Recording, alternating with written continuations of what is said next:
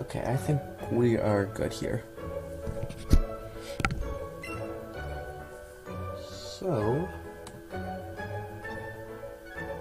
let us begin this run in 3, 2, 1, go.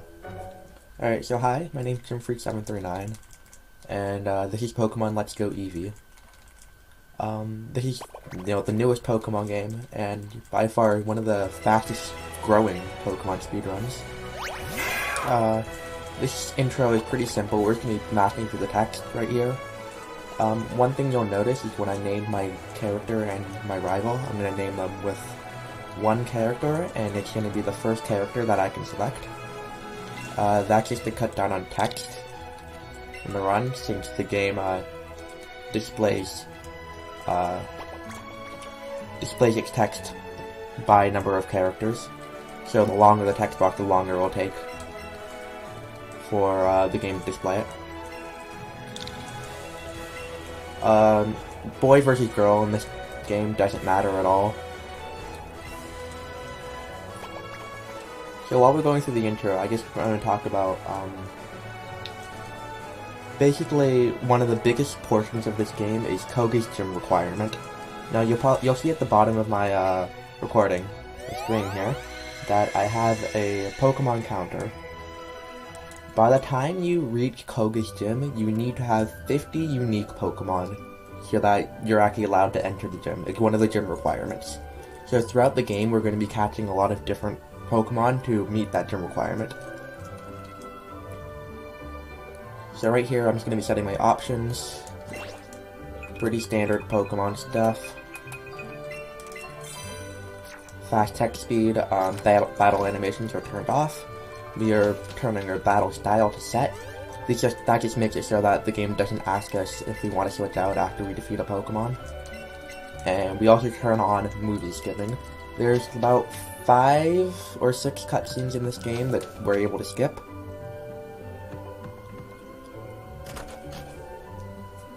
I'm gonna use movie skipping there.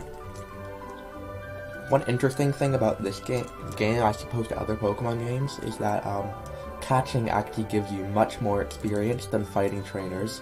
So even if you weren't required to, get 50 unique Pokemon, you would still be catching quite a few Pokemon to meet some experience requirements.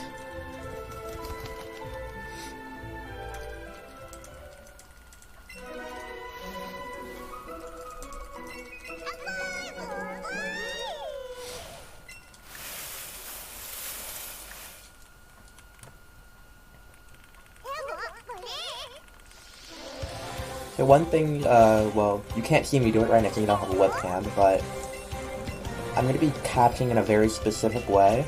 There are 2 ways runners catch.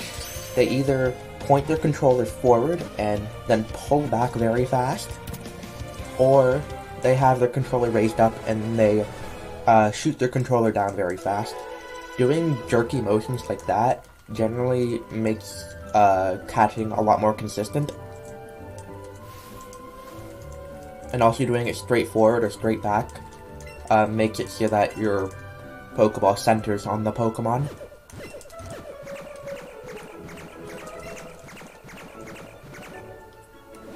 One really different thing about this Pokemon game versus other Pokemon games too is that your starter has all 31 IVs. An IV is a number between 0 and 31. It basically determines how naturally good your Pokemon is. So with Eevee, the only stat variance is based off natures. Natures, what they do is they raise one stat by 10% and lower another by 10%. And it can be the same stat, so you can get what's known as neutral natures, which means nothing's changed.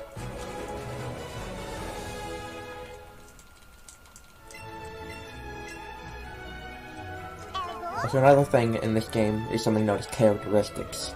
Characteristics signify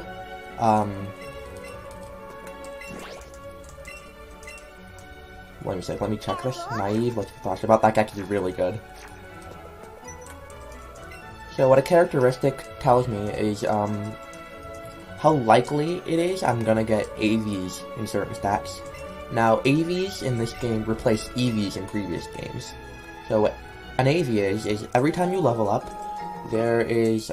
you gain 1 extra stat point in a random stat, and depending on your characteristic, you're more likely to get Eevees in one stat over another. So for example, in this run, Like to Thrash About means that I am much more likely to get attack Eevees as opposed to any other Eevees. And that's really good, because attack is your most important stat. You can finish this game with any nature, like it's not worth resetting for natures. However, you really want to have not minus attack and not minus special attack. Those two stats are quite important. Minus speed isn't very good either, but you can still play around that and get pretty good times.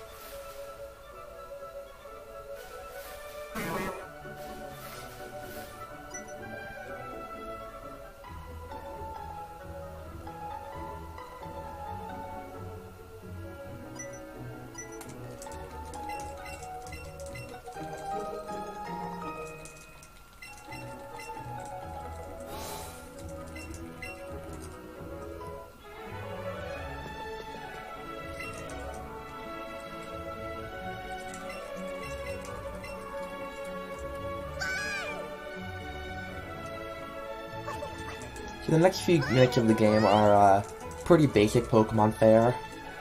We're going to be fighting a few trainers, and we will be entering Viridian Forest in that time. In this rival fight coming up, it's super likely to be a 3-shot. You can get 4 or 5 shots if you get really unlucky with Growls. Or you can get paralyzed by Thunder Shock. But other than that, there's not too much variance in this fight. If you have a plus attack nature, you 2-shot this Pikachu. Otherwise, it's almost always a 3-shot. Let's see what we get here.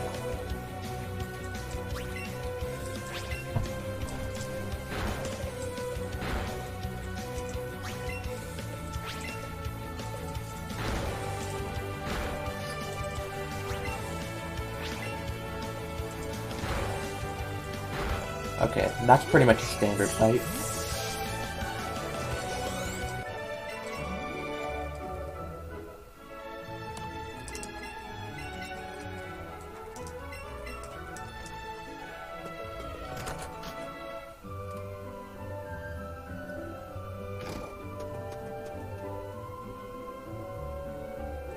So one thing about this game that's pretty unique is that instead of getting, random wild encounters, you can see the Pokemon on the overworld. It's kind of a blessing and a curse. A little bit of a curse. It's definitely a blessing because you only, run into the Pokemon you want to run into. Sometimes you accidentally run into a Pokemon you didn't want to, or a Pokemon spawns right under your feet, and that can be very annoying. Like, I waited on that Pidgey there, because Pokemon movement can sometimes be a little bit, weird and random. Like, Pidgey can sometimes just, turn around instantly as you're trying to pass behind it.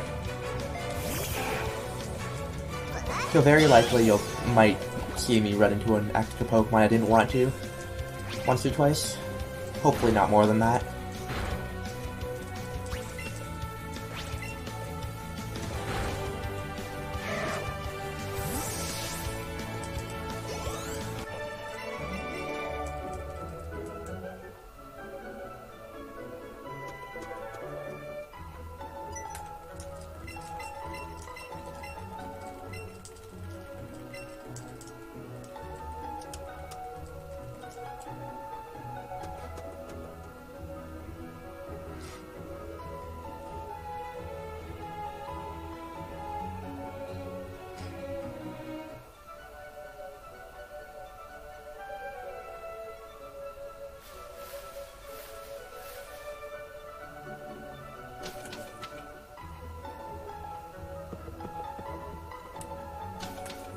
Okay, so now that we've made it into the forest, we're gonna be ignoring pretty much every Pokemon except for rare encounters here, which are Pikachu and Bulbasaur, until we get to the lure.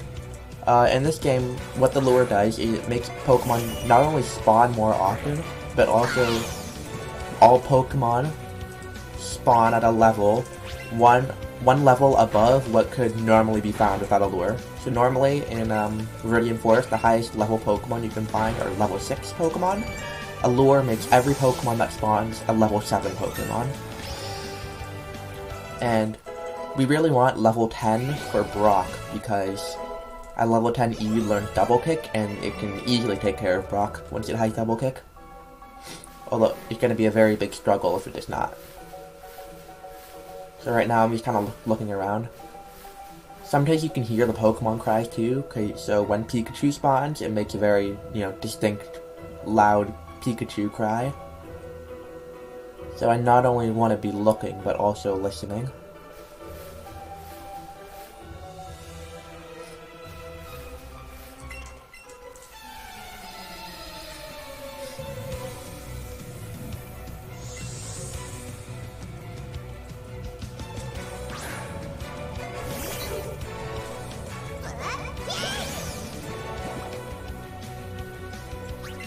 This Pidgey has Sand Attack.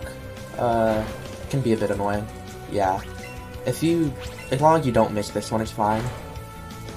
Once you start missing one though, you start getting more and more Sand Attacks, and it becomes harder and harder to hit. It can be a vicious cycle, to say the least.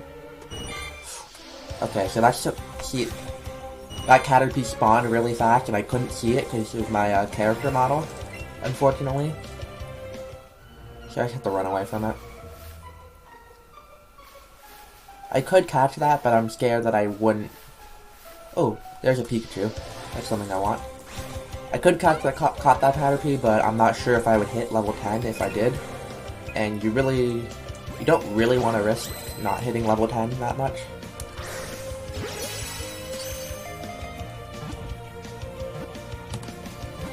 So also coming up right here, you're gonna see my first use of the co-op feature in this game. So in this game, you can use the other Joy-Con, and that will send in a support trainer.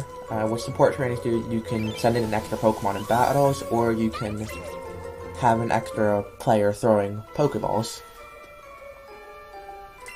And that's really useful. It gives you more experience during catches, it makes catches more likely to get into the ball. It's just really useful all around. So what I'm going to do, I'm going to shake it in right now, and I saw that Caterpie spawn. Right there. I have to be careful to know what Pokemon spawned before the lure, because they're not gonna be level 7 if they spawned before I use the lure.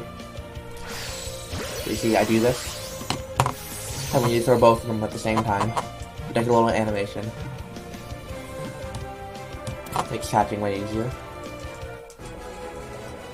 Also, for the bottom of the screen, just to let you know, Pokemon in black are Pokemon that I'm always going to get, or evolutions of Pokemon that I've gotten, and Pokemon in red are the ones that I have.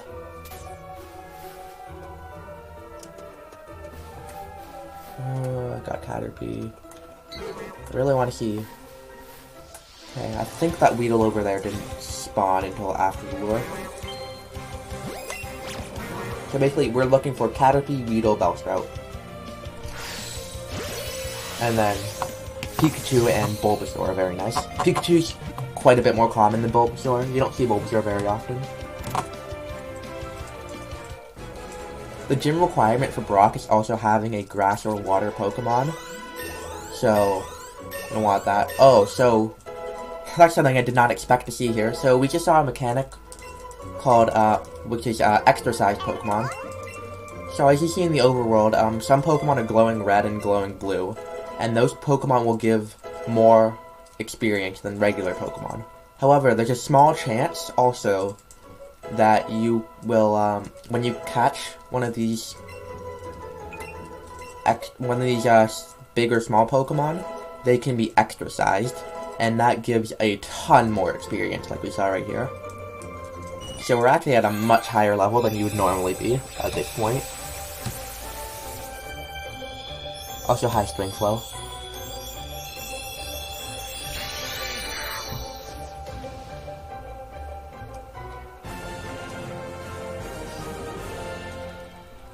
One disadvantage is that you have to wait for all those level up jingles.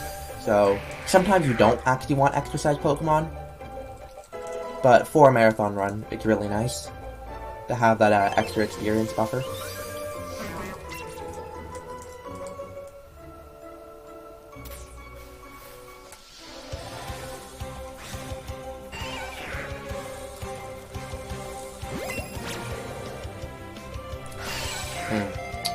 Sometimes that can happen when you throw, and then the Pokemon attack right away.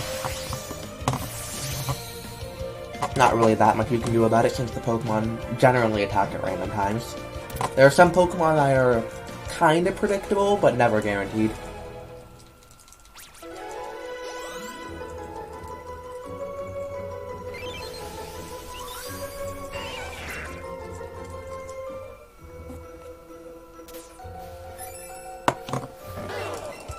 Oh, so we saw Bulbasaur. Wow, we've gotten everything here. Bulbasaurs are very uncommon here.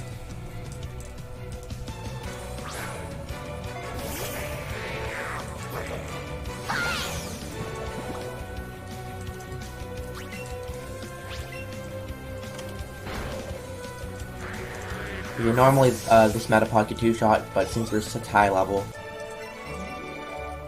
it will be a 1-shot for us. I'm gonna catch this Bulbasaur. It's also glowing, which is gonna give more experience. Oh.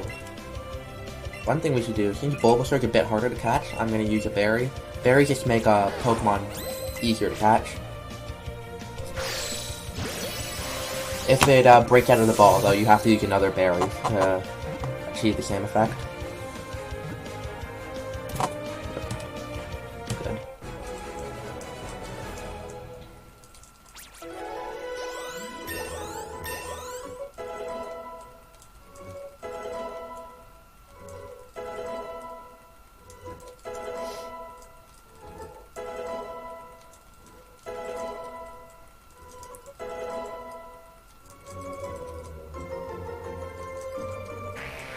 So we already have Butterfree in the forest, which is, I've actually never seen that happen before, and we're also about to get, Kuna.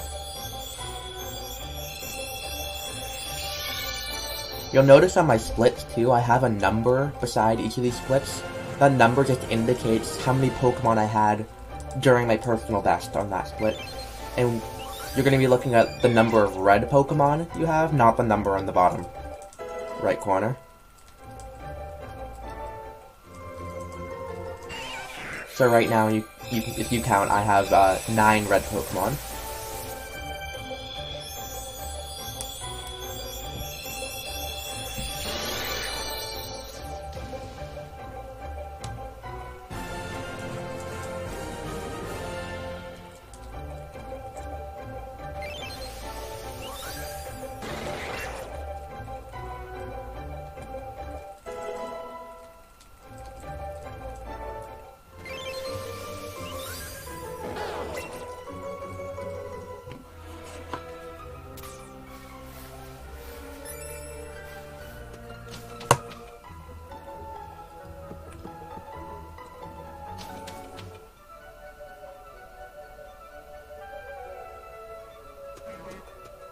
Oop, we gotta dodge that Pidgey there.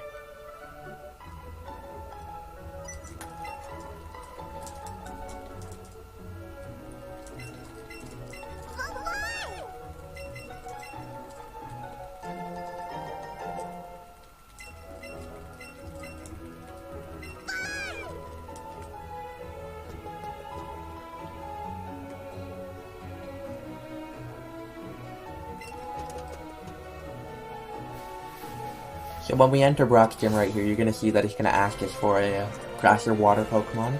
It's kind of weird that it asks for a grass or water, considering the only Pokemon you can get which fulfill the requirement are Bulbasaur and Bellsprout. And both of them are grass type. You'll also notice right here I'm going to be taking Pokemon out of my party. The reason for that is, well, we don't want to waste time watching these Pokemon level up. And it's even worse if they try to learn moves. I keep Kakuna in there because I need to evolve that, and I'm keeping Butterfree in there because I'm going to be using that in a later battle.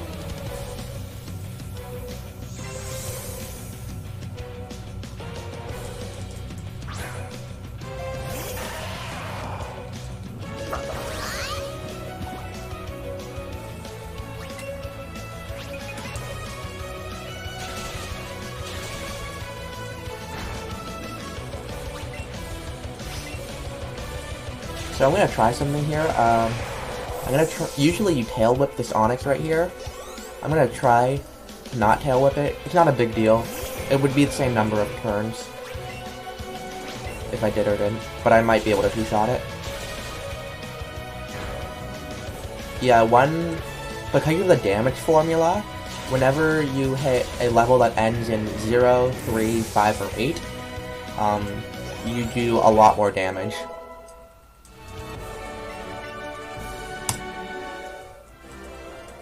So I'm plus 44 seconds, but I also have one extra Pokemon over PB, and an extra Pokemon is about 30 seconds.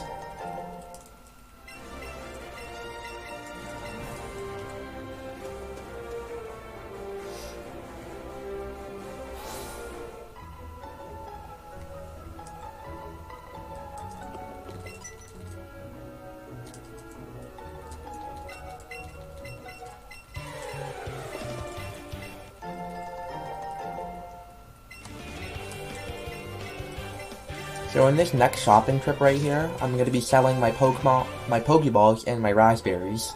Well, some of my raspberries, not all of them. And I have to really pay attention to how much money I have after. Since, you know, you'll be catching a different number of Pokemon in the forest, you're going to have a different number of Pokeballs and berries when you sell. So you have to be really, conscious right here of how much money you have. Okay. So I think this is 17.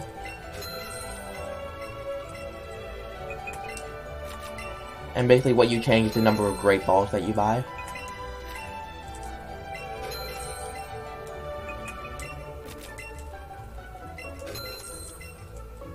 One little optimization you'll see right here is I'm gonna buy this special attack before the X attack.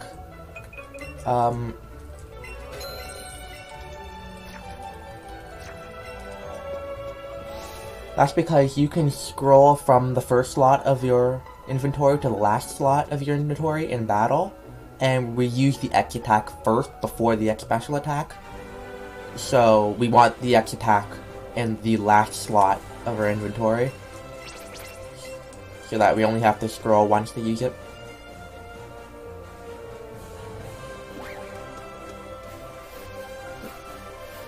So the only thing I really want to catch, if I see it in this Route 3 grass right here, is Ekans.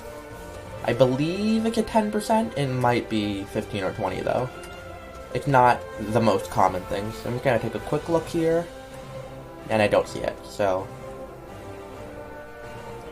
You'll also see we saved $500 after that Pokemart trip, and that's because we're gonna be buying the Magikarp here.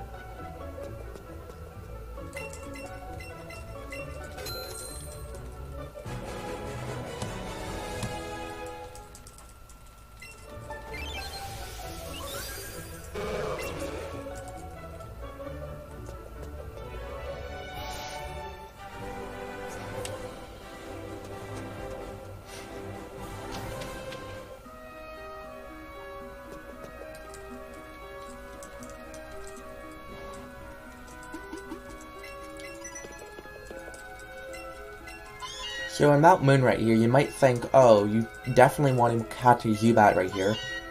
But it's actually better not to catch a Zubat, and optimally not to catch Geodude, although in some situations, you might want to. First thing I'm going to do, take Magikarp out of the party. When we catch thing, it might gain a lot of levels.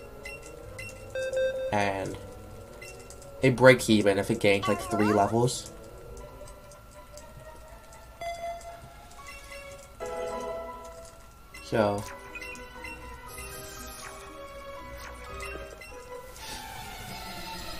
So the reason we don't want to catch Zubat, and preferably not Geodude here, is because we can catch them in Rock Tunnel at much higher levels. And when we catch them at those higher levels, it would only take 1 extra level up to evolve it into Golbat and Graveler, respectively. And since you can get Gravelers and Golbats, Graveler's not too bad of a catch, but Golbat is a very difficult thing to catch. And so we'd very much prefer not to do that. So that's why even if I run into Zubats, I'll run away from them. If I accidentally run into a Geodude, or if I see a glowing Geodude, I may consider catching it.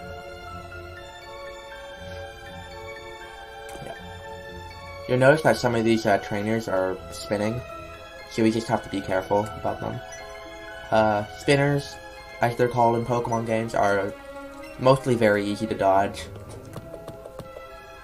There's a couple you really want to watch out for, mostly because, like, if you hit them, you can't beat them. That mostly happens in the mid-game. Oops, so that's one encounter we want to see up there. I'm seeing a Paris. So the two things you really want to catch here are Paris and Clefairy. Oh. I need to make sure that I switch to my Great Balls.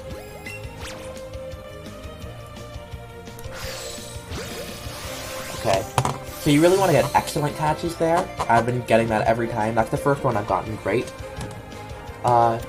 Getting an excellent catch just gives you a little bit more experience. Sometimes it's a bit hard to get excellent, and the time is not worth it. Oh, that's another extra-sized Pokemon. It's actually pretty rare to even see one, so seeing two in the same run is very interesting. One thing that kind of sucks is that Butterfree hit level 13. Butterfree tried to learn 3 moves at level 13, and it wastes a lot of time.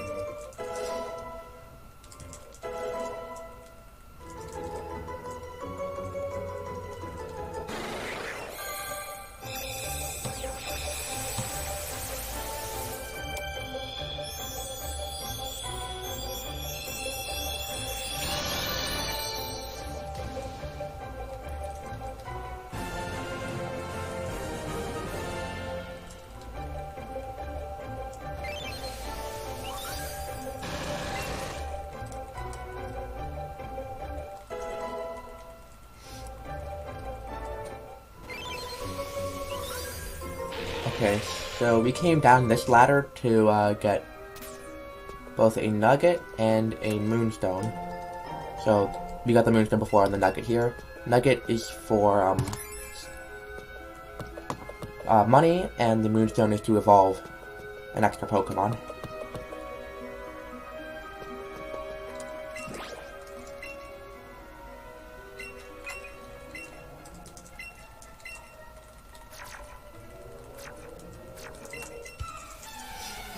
One thing you notice is I kind of stopped in front of the ladder to shake out the second player. That's because if I entered the loading zone, then I'd have to wait for a little cutscene for the support trainer to like come in, and that wastes about 2 seconds. So even if you like have to stop for a second, it's still better to shake your support trainer out. I say shaking the support trainer out just because the way to get the support trainer in is to shake your other Joy-Con. This game really loves motion controls.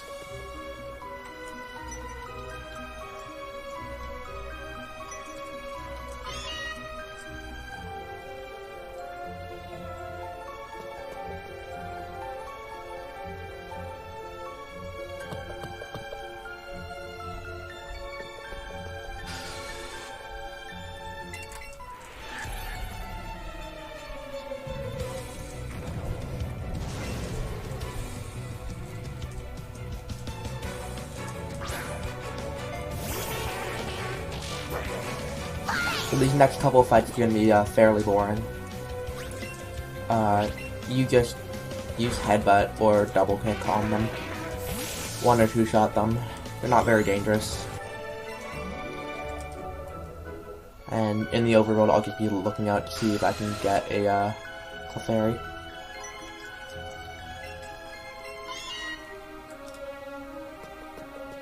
Oh, there we go.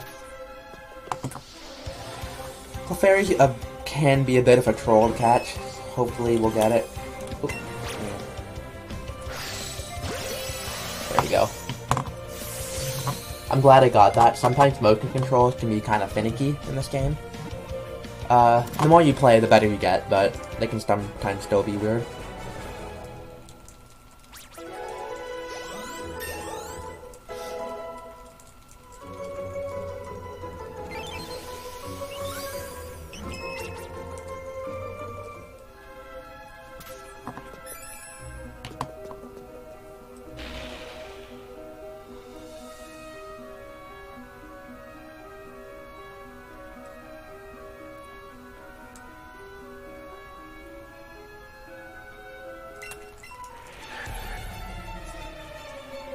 So one really nice thing about the Mount Moon we've seen here today is that nothing spawned right under my feet. So Pokemon can just spawn in your hitbox, and there's no way to avoid it.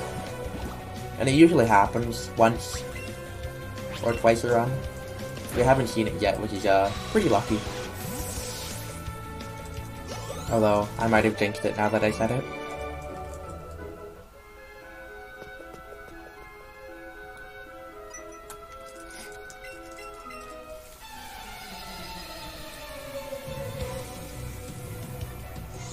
So since you're such a high level, we're gonna one-shot both of these.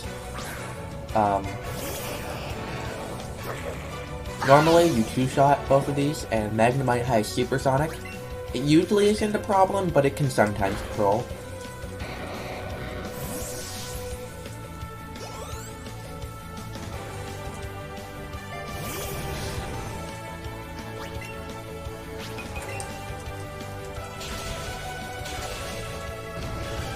So coming up is a Jesse and James fight, where we will be using Eevee and Butterfree. Since I have a lot of attack AVs, and I'm level 16, I might one-shot the Coughing, but usually what's supposed to happen is that you barely don't one-shot this Coughing coming up, and then you use Butterfree Gust to finish it off. We'll see what happens though, I'm not quite sure.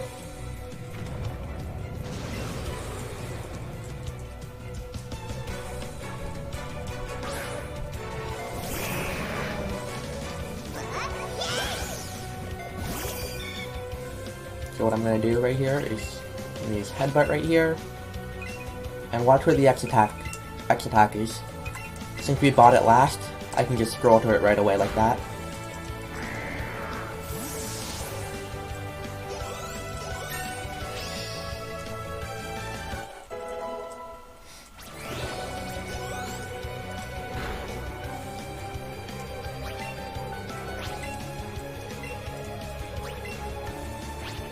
Also, you don't have to worry about the fact of selecting dead Pokemon. Like, I selected Ekans when I used Headbutt, but it will automatically target Coughing if there's only one Pokemon alive.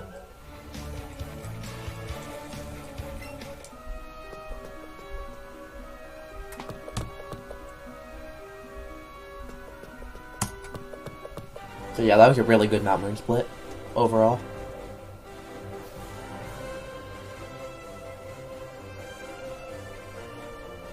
Also, just, sometimes golds and split times can be misleading in this game, considering, since you're trying to catch 50 Pokemon, you might catch, you know, those Pokemon on different splits.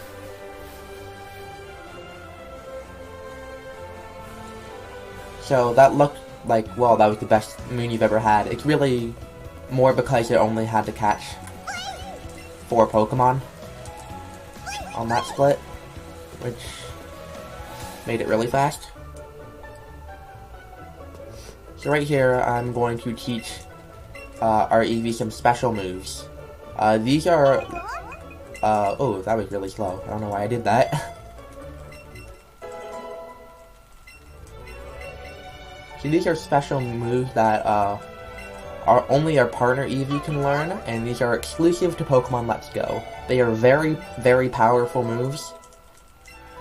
One thing we just have to make sure we don't teach over the wrong move here. So, Sizzly Slide is a 90 base power fire move that always burns. Bouncy Bubble is a 90 base power special move, which acts like Absorb, so it heals half the health that we dealt. And Buzzy Buzz is a 90 base power special move, which always paralyzes. So they're very overpowered, and we like to use them. So right here, depending on your level, you would either do early Misty or late Misty. So the gym requirement for this is to have a level 15 Pokemon. So if you're level 15 or above, you go to Misty's gym right away. If not, you would go through Nugget Bridge first, which you'll see me do after this gym, and then come to Misty after. It saves about 20 seconds to do Misty early, so it's nice to have level 15 here and be able to do that. And, you know, since I caught so many Pokemon and got so many glowing Pokemon, I have a lot more experience than the average run. So normally in a PB attempt, I wouldn't heal this HP, because he's good enough that I'll probably live, but for a reset run, I'm going to first of all heal this, and take the Pokemon I have in the party out.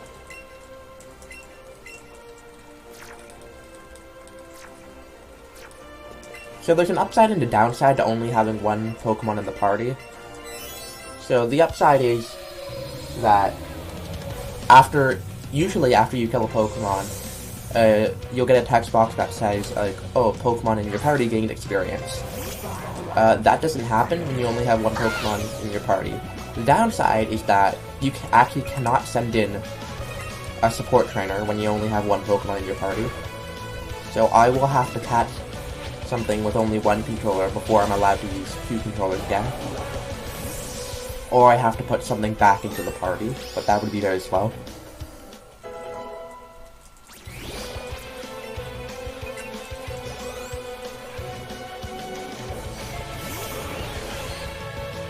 So we don't want Starmie to burn here. Scald.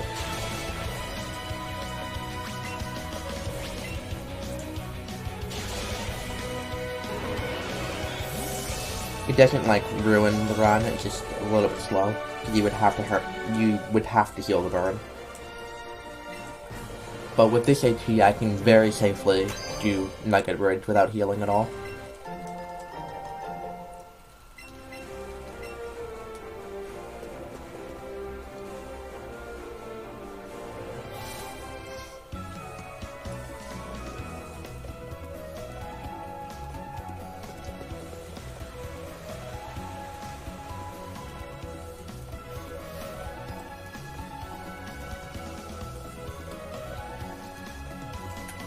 So to be completely honest, Nugget Bridge is probably what I consider the most boring part of this run.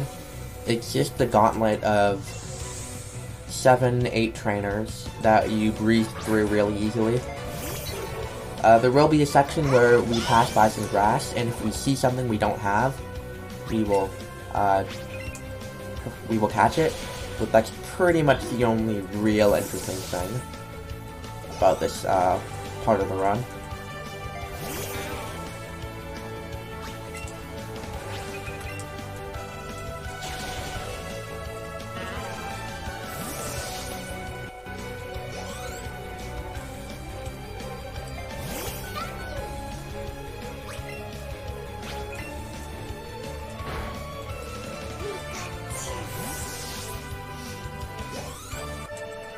I guess Nugget Bridge is a nice showcase of the new move that Eevee has gained.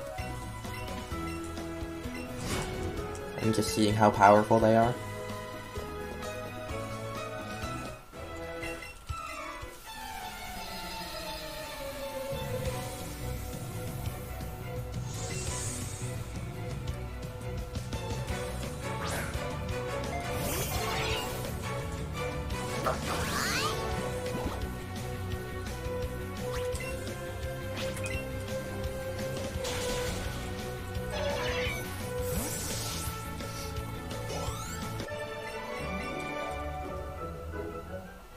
I guess one thing I could talk about here is how the route from this game has changed.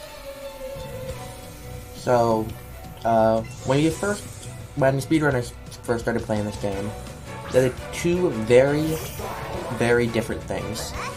The first very different thing they did is they would keep Pokemon in their party for them to evolve for upwards of to like 15 levels.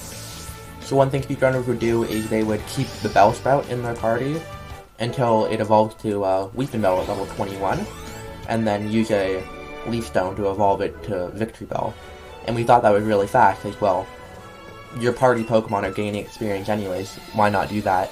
However, the number of level up text boxes you have to go through, the number of moves those Pokemon learn, it's much slower than it may first seem. The other big difference between initial routes and the routes we're using now is that we are going to be skipping fossils completely.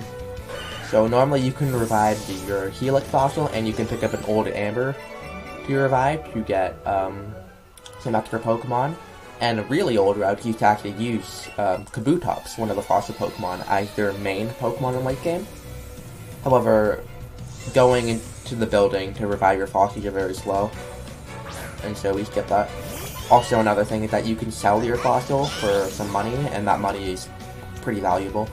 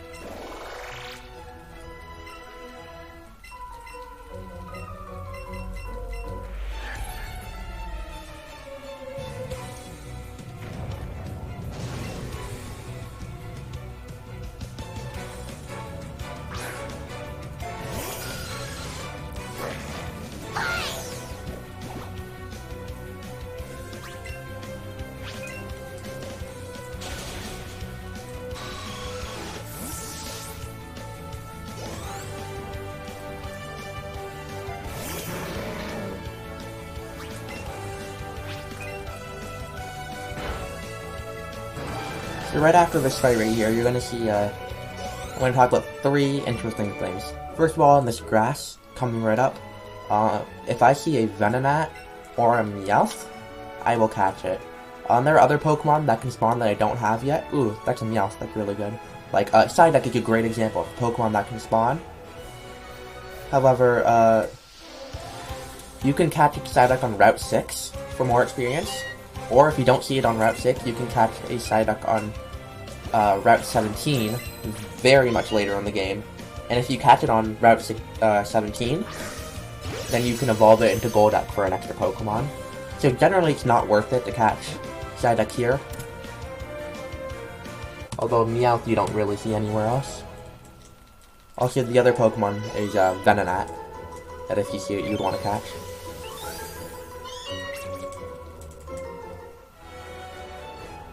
You can see Pidgey here as well, however... Ooh, that's a Venonat.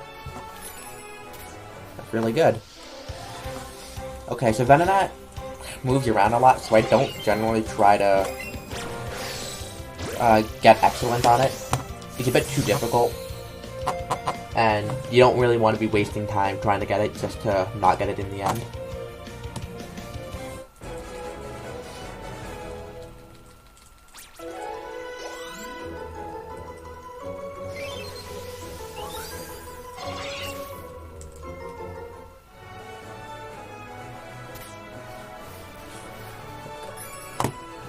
So I'm going to take those Pokemon out, just to save those text boxes I was talking about earlier. The only downside is the next catch I do, I'll have to do one controller. However, I already have so much experience that it won't really matter that much. So we're going to dodge spitters. We're going to do our first trainer skip right here.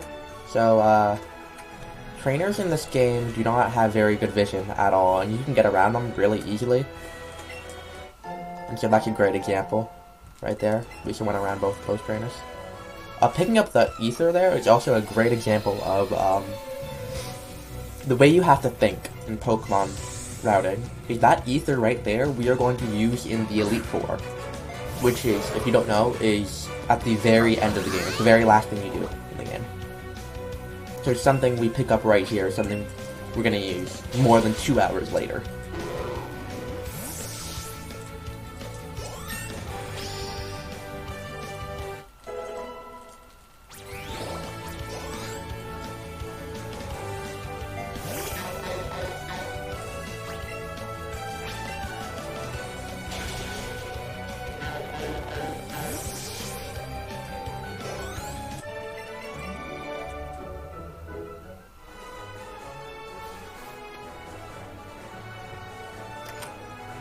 So right here is a really nice break point.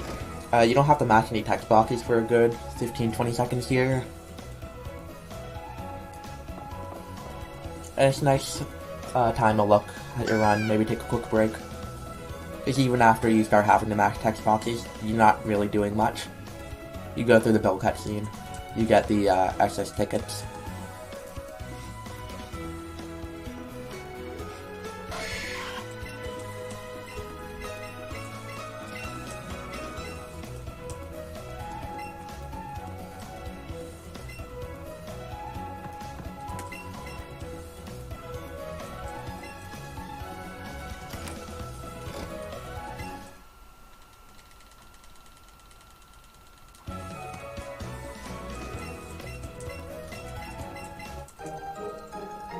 So it might look like we're losing a lot of time here, but in reality it's just because I caught one more Pokemon than I did in my PB. My PB caught one Pokemon in this split, and I've caught two right here. So we're probably going to lose about 30 seconds. Might be more, might be less.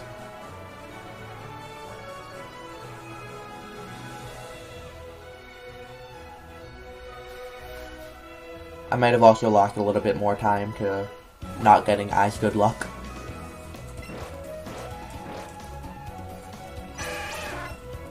In the fights, specifically.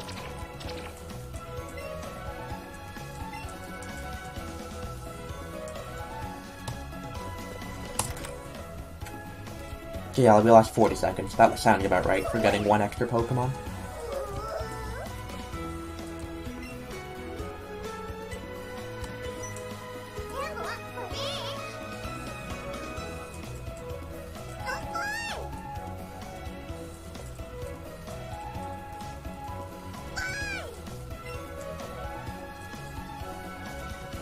So on Route 5 here, if we see Pidgey or Rattata, we're not going to catch them just because they're not going to be high enough level for them to evolve quickly, and so we'd rather catch them in later spots.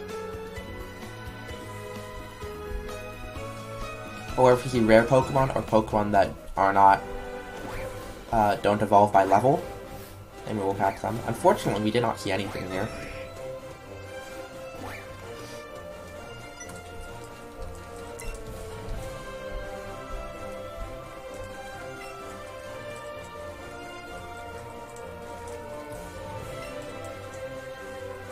So this cutscene's a little weird. They kind of make it look like those two are like kissing or something. It's very strange. Anyways, you get revived here. Very nice for safety in the speedrun. Make you don't have to really buy safety revives.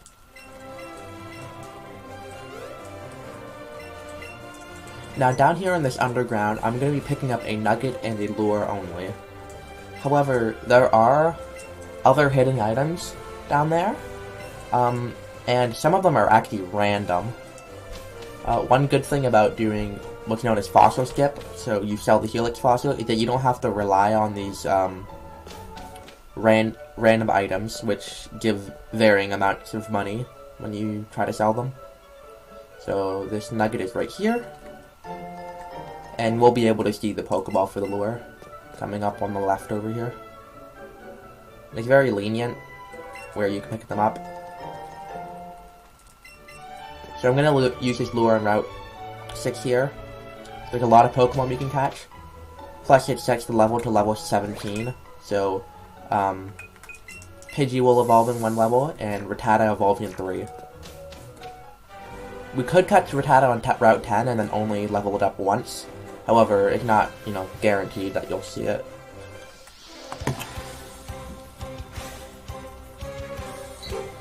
On Route 10. So it only loses about like 6 seconds to see it here. But it's better take that.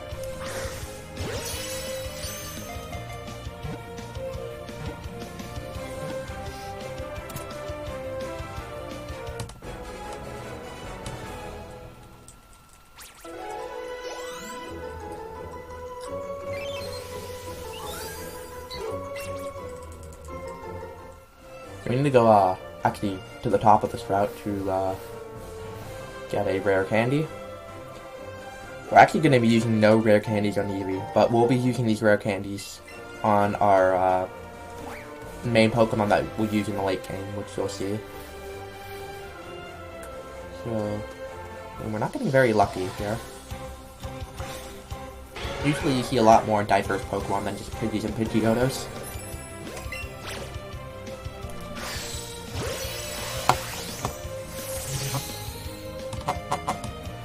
So I'm gonna set Ninetales right now. Getting Ninetales is a bit slow because you have to pick up a Firestone. And then put Vulpix back in the party. However, I'll just take it off if I feel like I don't need it.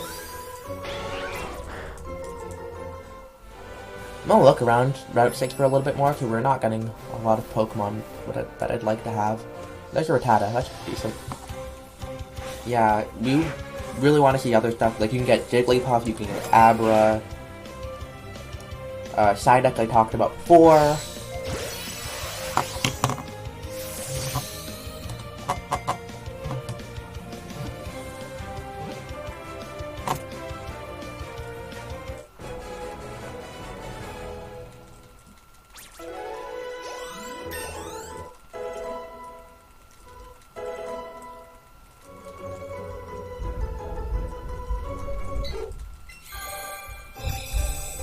There we got Pidgeotto.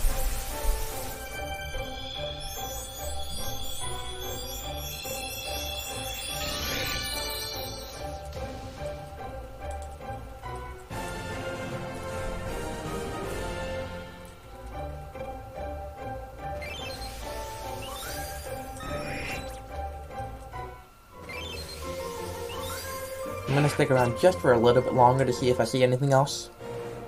But if I don't, that's okay. Oh, there's a Jigglypuff. That's good.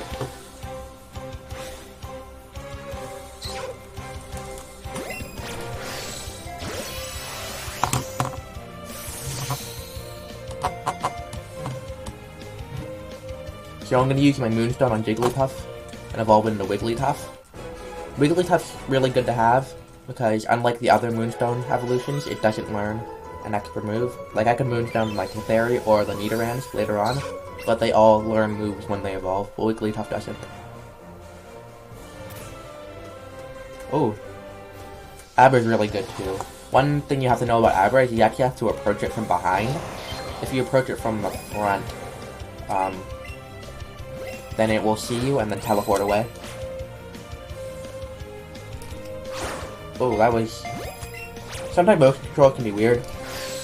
So it, delayed a little bit for me when I tried to catch it. Some runners opt to use a Nanab there. Nanab berries freeze the Pokemon.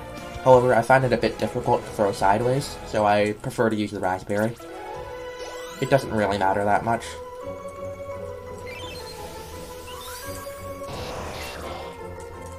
So funny that the only Pokemon we didn't get here is Psyduck,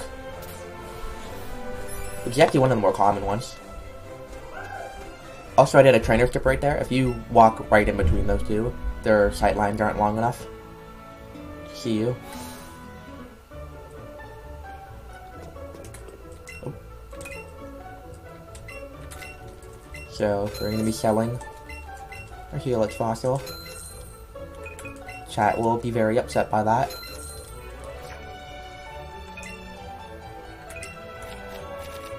$15. We gotta be careful here because we have exactly enough money for everything.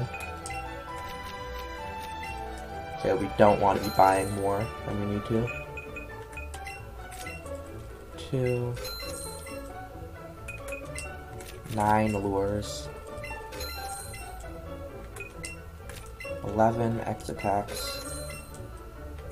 Oh, that's special attacks. 4 X speeds, and we're gonna have $4 left.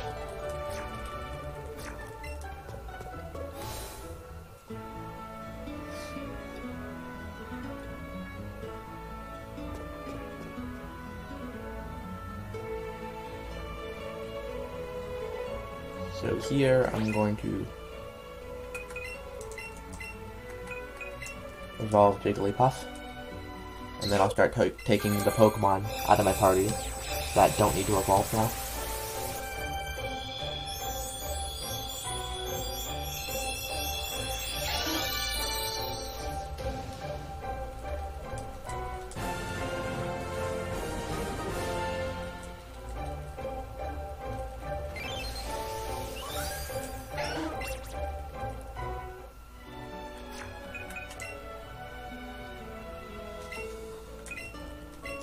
We don't need this, we don't need this, and we don't need this.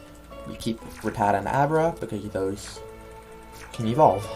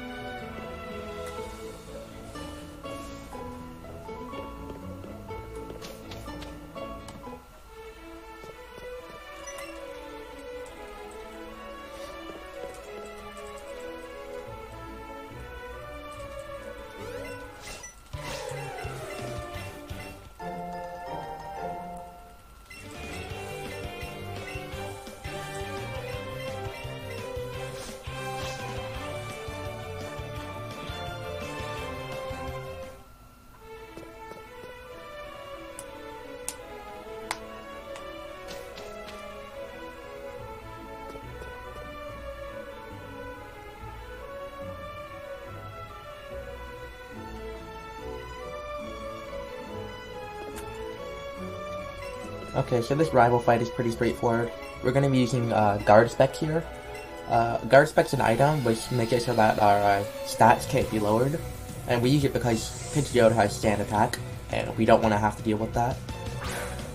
In this game also, compared to older Pokemon games, using X items like X attack and X special attacks raises that stat by 2 stages instead of 1, so it effectively doubles, well, whatever stat you're using it in.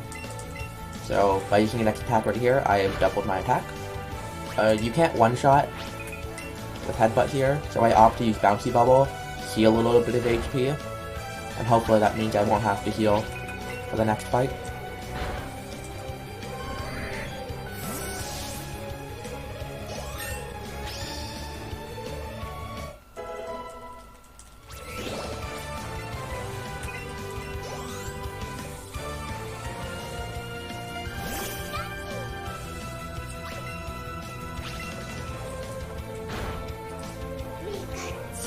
One thing like really nice is because I'm naive, which is a plus speed nature, and I'm pretty high level, I actually outspeed that Pikachu. That Pikachu has double kick and it usually does about 20 damage. Your Eevee.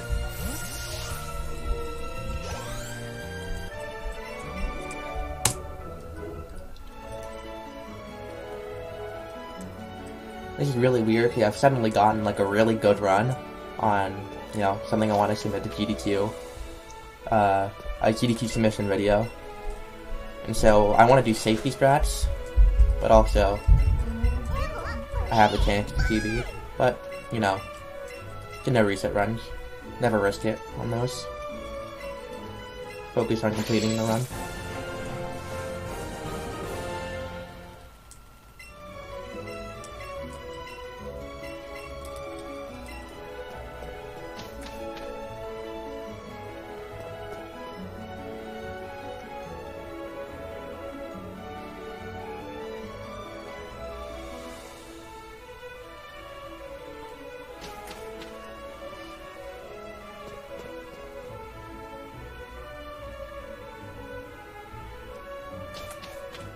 So right here, it's gonna look like the game's crashed. Don't worry, this cutscene just takes 8 years to load. I skipped the cutscene there, by the way. So right here, we're actually not gonna fight Surge right away. We're actually gonna save Surge for later. You don't need to fight him and the only reason you need to fight him is to unlock the final gym. And so, once we have Pokemon that are a lot more powerful, we'll come back and destroy Surge very easily. I have to do trainer skip again. Awesome, we got it. That one's a little bit scary, so it's nice to get through there. So in this upcoming fight, I have really good attacks, so I'm like 99% sure I could do the 2-player fight, which is you would skip using your guard spec, and you would one-shot the Eevee because you could use the other Pokemon in X attack. However, on the 1% that I'm wrong, and I can't one-shot Eevee, Eevee can use Sand Attack, and then the fight can turn into a disaster. So, it's only a little bit faster too. So even though I'm like 99% sure I could do it, I'm not going to. I'm also going to start using lures right here. We're going to have these going from here until the end of Rock Tunnel. I use it right there to maybe we'll see a good spawn on Route 9 here. It's not very common, but might happen. Oh, there's something. We see a Nidoran female up there. It does waste a little bit of time to go up there and get the Pokemon, but makes it so you're more likely to get the Pokemon you need. We're going to be using our guard spec. Yeah, also you can get Growl on this fight, which is very annoying. So I should one-shot this. Yep, I did. So I would have been okay with a 2-controller fight. One thing also, because I already bought 3 guard specs, if I didn't use it here, I'd just have an extra guard spec in my final slot, and that would waste quite a bit of time, having to scroll past it every time I want to use another X item. So I'm going to go around and go up there and get that Nido female. Again, it technically is a bit slower than getting it in the Route 10 grass, but it's already here, so I might as well get it. Also, you can shake in your second controller during the fight. It's around the same speed as shaking your second player in on the overworld.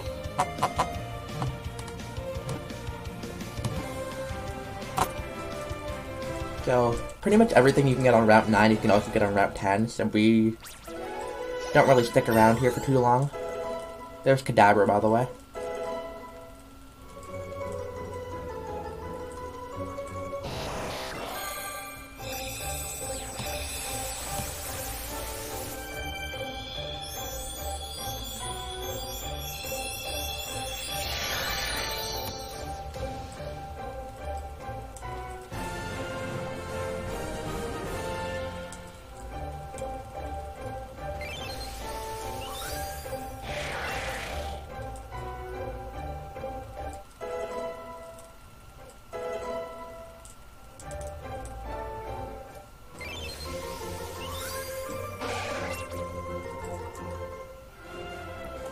Okay.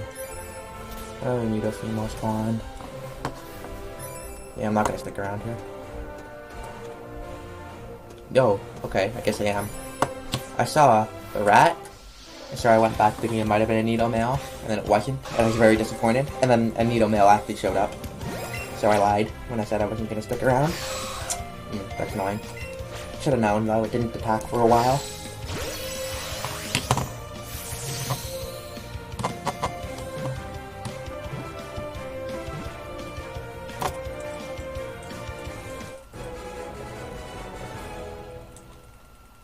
One thing that's a bit annoying about this grass here is that there's a spinner, so you have to really make sure you don't hit the spinner. This spinner's not too bad, but there's some others that can be very deadly to the run.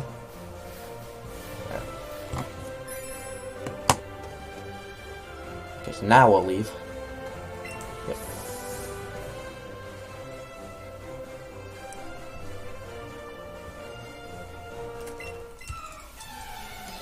So actually in the Route 10 grass, the only thing that would be beneficial to us to catch would be Spearow and Krabby. And I could totally leave without them, honestly. We are actually very good on Pokemon this run.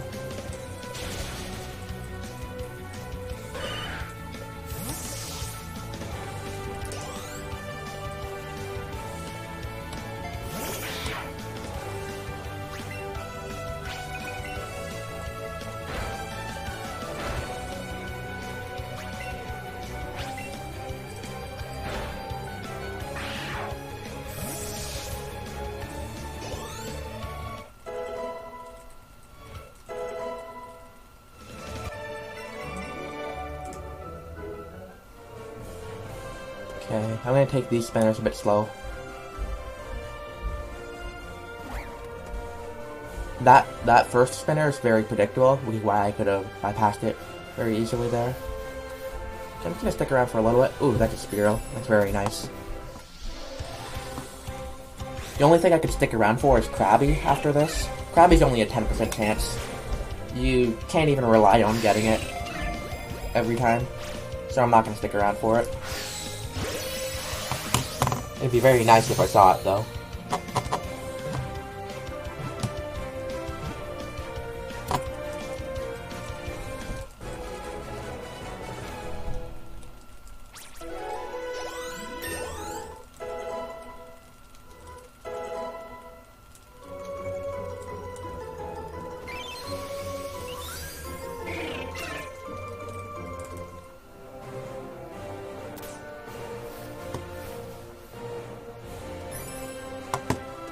So you get healed before this next fight here.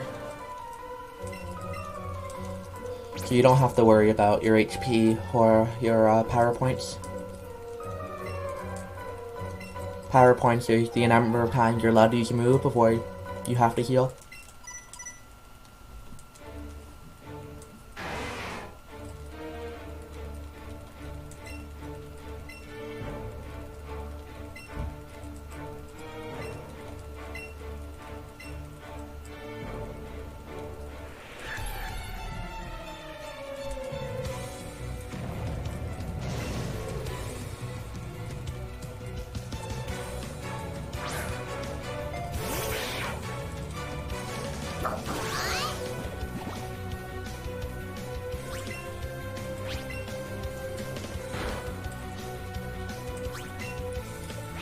If you're faster and you use Headbutt, it's really nice because you can get the flinch chance up there. And it's very rare to actually not take damage on this fight, so that's really nice.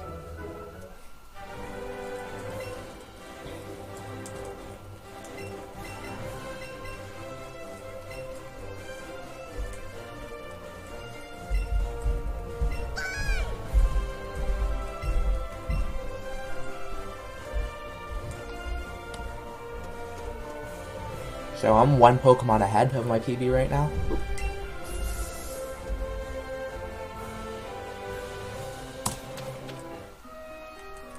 So in here, there's a lot of Pokemon we want to see. Probably the most important one is Rhyhorn, which we can leave without. However, Rhyhorn, in this game you can ride on Pokemon. And Rhyhorn is a Pokemon that goes much faster than your walking speed.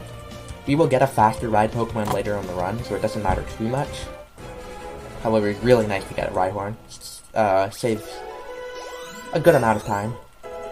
So that's Eradicate, Nidorina, and Nidorino. So we can take a bunch of Pokemon out of our party after this.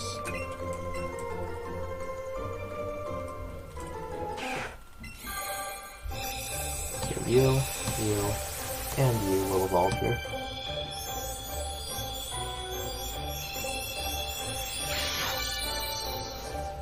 So especially in this part of the game where you are catching a lot of Pokemon, managing what Pokemon you have in your parties and what's gaining experience is very important.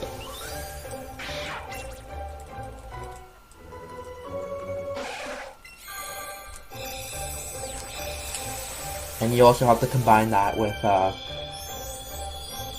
healing for fights too. So generally, you'd want to only open your menu once, and do Pokemon swaps and heal in the same menu. So trying to manage all that can be pretty complicated. Also, a big struggle in this game is not mashing B. If you mash B, you cancel evolutions. And it's pretty not fun when you accidentally do that. Did I mark Geodude? I might not have. I can mark you. I'm having enough Pokemon that I probably won't need Ninetales. Well, actually, no, that's not right. I'll explain it a little bit more after we get out of Rock Tunnel here.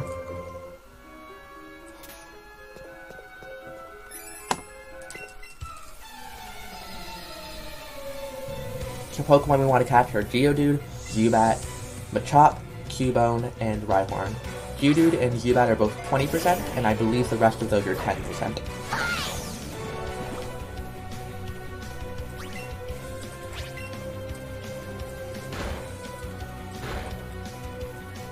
Ooh. I've actually never gotten confused here before. I don't know if it's actually more than 50-50, but I seem not to hit myself in confusion in this game very often. Oh, this is Zubat. Okay, I will go up this. Or, oh, there's another one down here. That's okay. Ugh. A lot of Pokemon are spawning right now.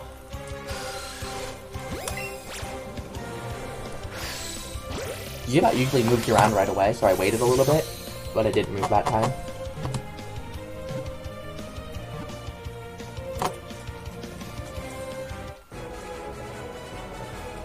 I'm gonna have to do some Pokemon dodging here. Oh, I didn't pick Pokemon out of my party. That's something I should do right now. So we're gonna put Zubat in. Oops. We're gonna remove you and remove you. There we go. Okay, let's see if I can dodge. Okay. Pokemon tend to spawn right away when you enter this floor right here, so I'm gonna look around. Oh, there's... That's really good. We see a Rhyhorn up there and a Cubone right here. Both really nice Pokemon to have.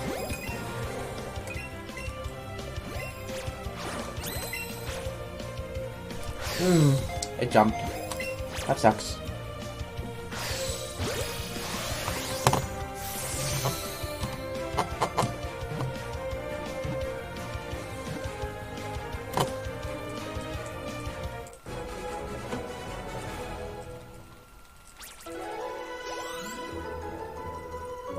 It's almost Fira too.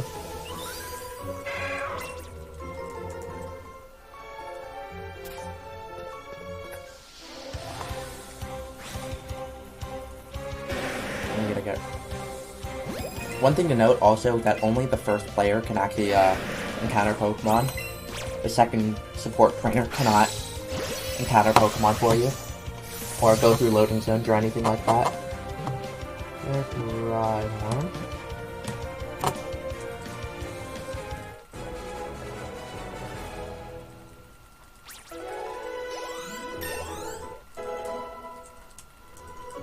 There's Firo right there.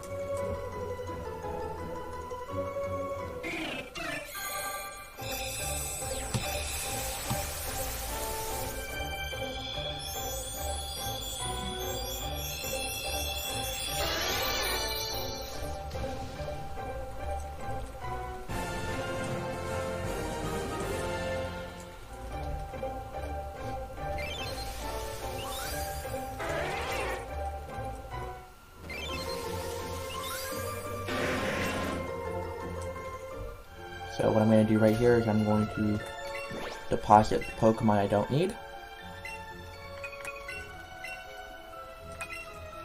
And then I'm going to set Rhyhorn as my ride Pokemon.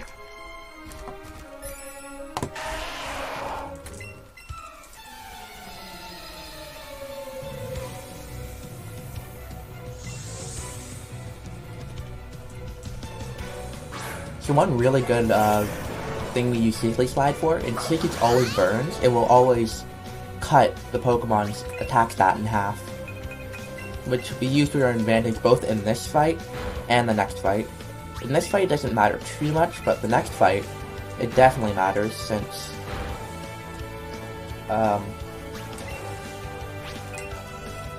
Machop does a lot of damage to our normal type Eevee.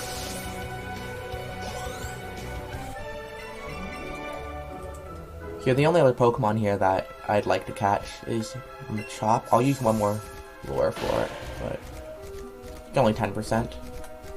Ooh, I should not have waited on that. I could have gone before. Oh. These Cubone can be tricky. Spawning Right on top, right below you. I'm sorry.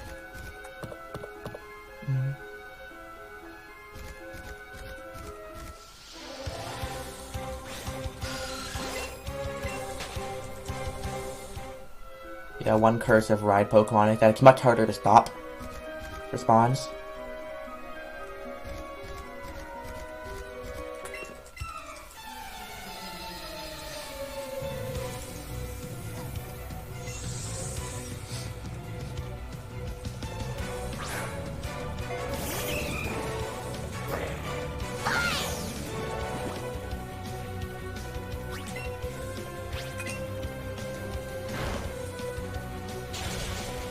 I'm gonna burn you so that you don't kill us.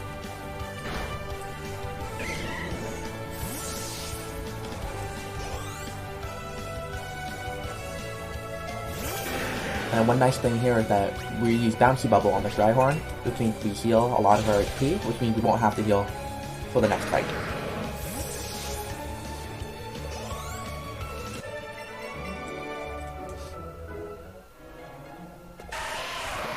Go around that Geodude there. Oh, no. Yep, that was Machop.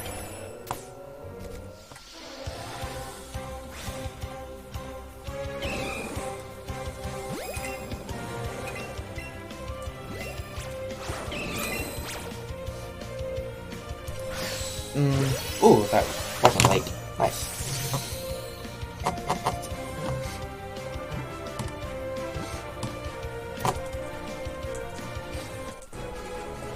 So we're in very, very good shape right now. So that's both Golbat and Graveler.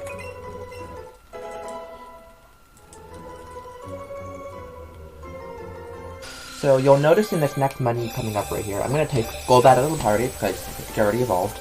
I'm going to take Machop out of the party because it would take 4 levels to evolve, and I could do it, but it'd be a bit slow, so I'm going to take it out. But I'm going to keep Graveler in the party. And that's going to be for a strategy on Giovanni 1. That's a safe strategy. And it's very cool. It was made by Garfield the Lightning, I believe, was the one that made the strat. And so you'll see it coming up here.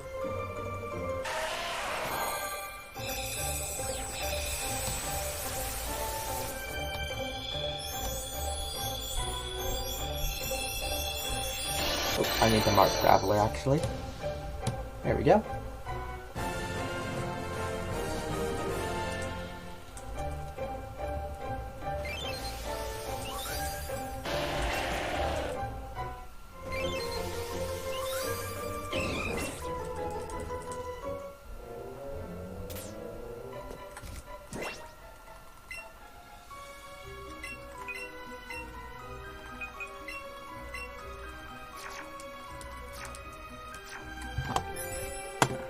You out.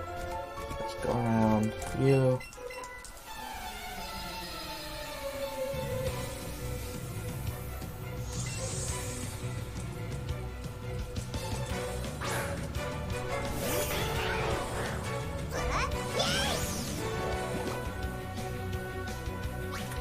So Eevee, not Eevee, Vulpix has a 10% chance to burn us here. It's a bit annoying when it does, but it didn't this time.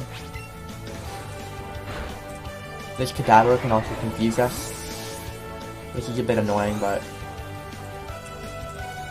it generally doesn't go very wrong.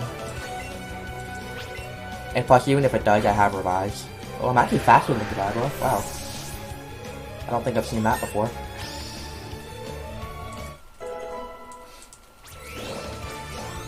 So yeah, my attack's really high, so I could do the risky, Giovanni 1 strat and be fine, but I'm gonna wait here just in case, yeah.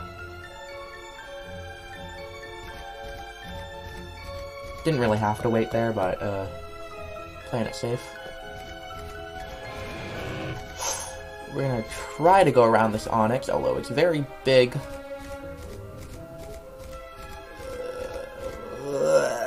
We did it. And something spawned right below us. It honestly might have been just as fast to run into the Onyx and run away from it. But it would destroy my pride.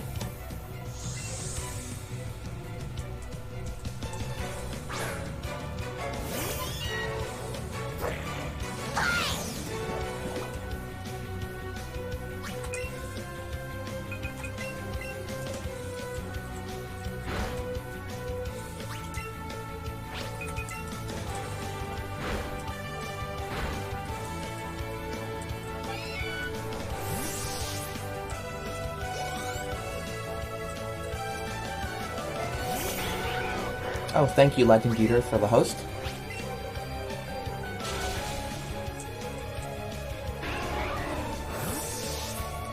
So right now for the people who just came in, I'm recording a no reset run for a GDQ submission.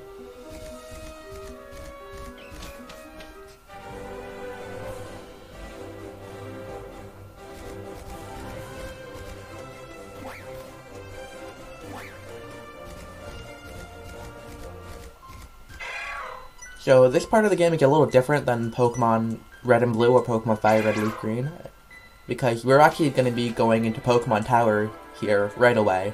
We won't be completing Pokemon Tower getting the Flute. However, we're just going to do a rival fight and then we will get out of there. Hello Fletch and hello Legend Eater.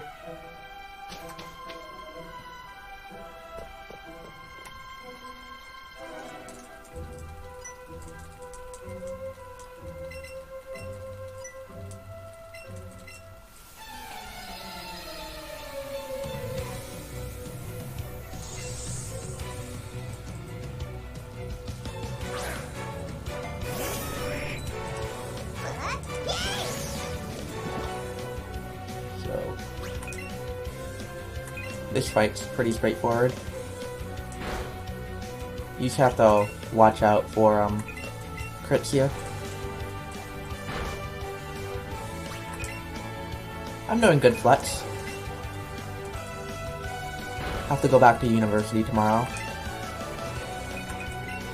Which is why I'm recording the no reset run now. Okay, that should be fine. If you're at really low health, you have to watch out for Pidgeotto and Quick Attack, but it doesn't do that much damage.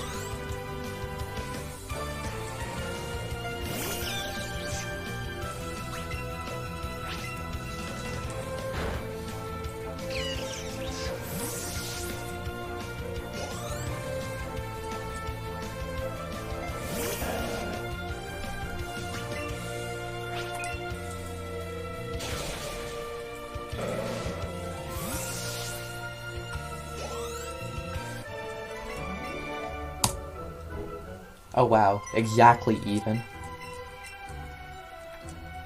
I got the same number of Pokemon too, so that was literally even with my PB, which has a really good rock and roll split. Very nice.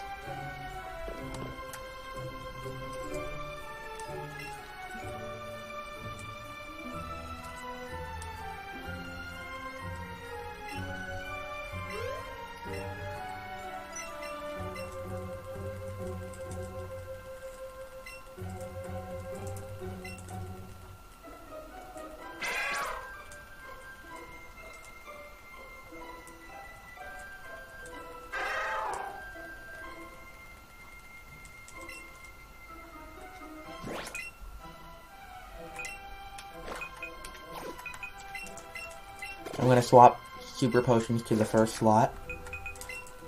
Reason I do that is because we're gonna be using that fairly often, and I don't want to have to scroll down every time I want to use them.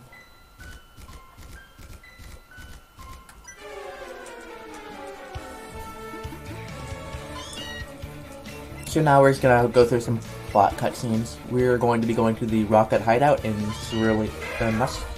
Celadon City.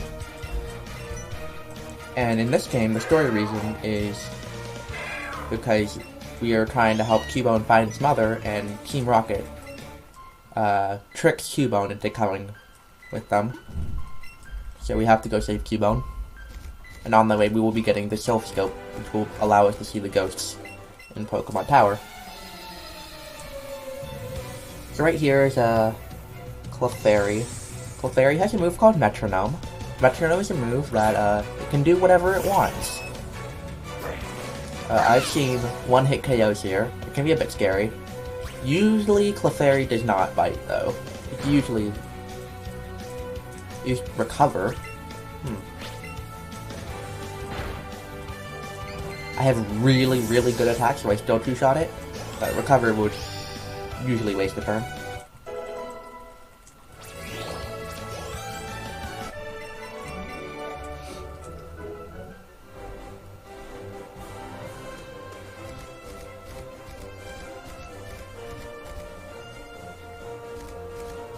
Okay.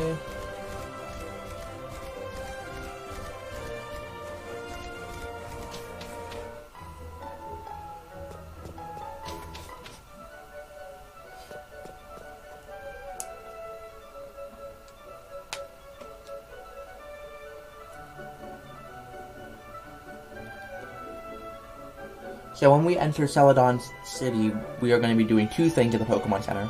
The first thing, I'm going to go to the right, and I'm going to teach another special partner Eevee move called Glitzy Glow. Glitzy Glow is a 90 power special move, and it sets up a light screen after, which raises your special defense by 2 stages. And that applies even if you switch out. The other thing I'm going to do is I'm going to set the nature of the day.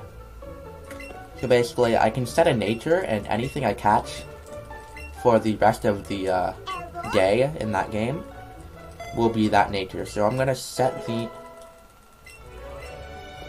nature to modest, which is plus special attack minus attack.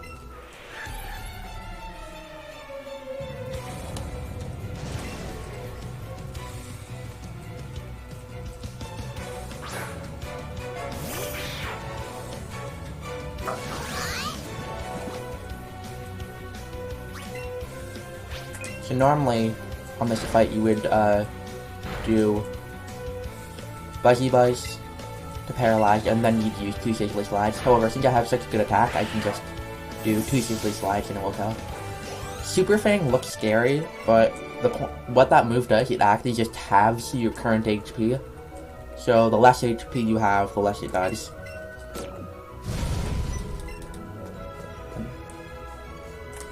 And then once you get you low enough, it can use moves like Crunch to finish you off.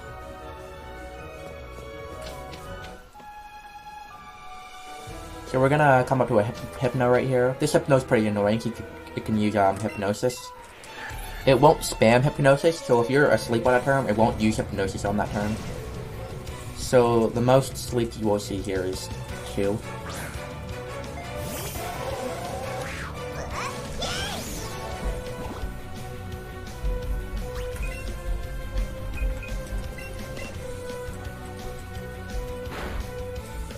You have to be careful of this. I'm gonna heal right here, just to be safe.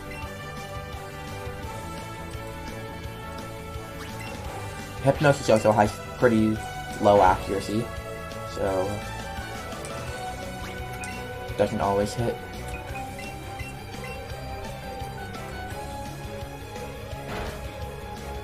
One very annoying thing in this game is when a Pokemon in the battle is status, sometimes the game will wait a few seconds before actually, you know, letting the Pokemon attack and do their moves.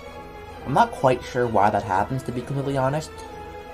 It seems random to me, and it happens most of the time. Like, more often than not, you'll get that weird 3-second loading.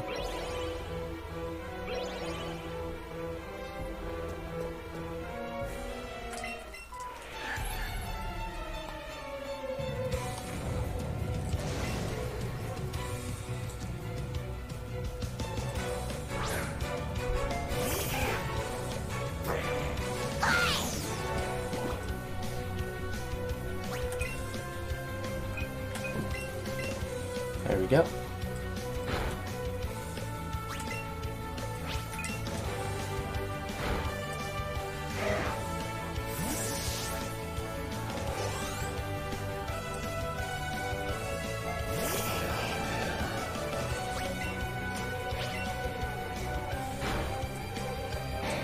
Again, that Voltorb is usually faster than you, but it has really good speed. The Voltorb usually uses Screech, which is fine. It can use, like, Thunder Shock.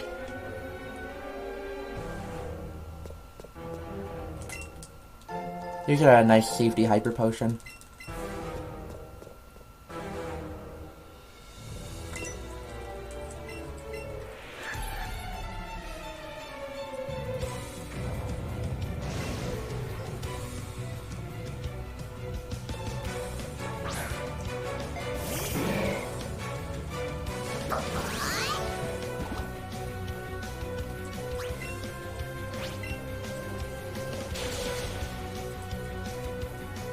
Glitchy Glow is disabled.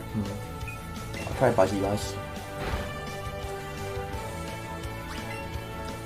Yeah, usually use 2 Glitchy Glows. Can't use Disable. Waste of time though. It might have been better to use Bouncy Bubble so I can get the status. But hindsight is 20/20.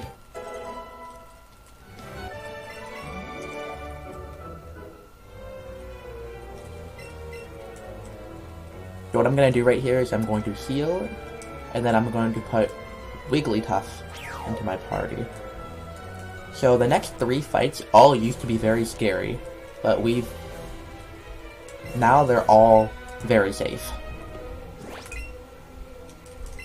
So I'm going to put Wigglytuff in there, put it in SWAT 2.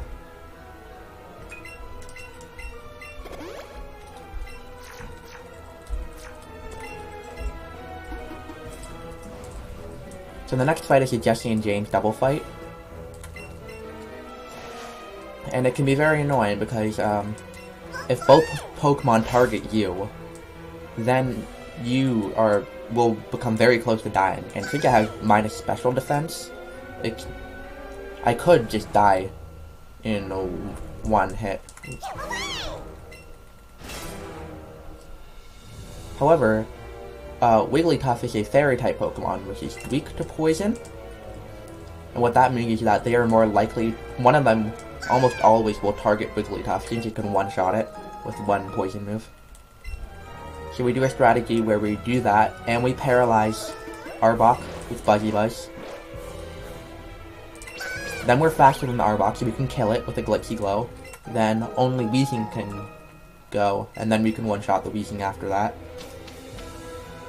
So it's very safe, pretty difficult to die, even if I do die. Again, I have revives.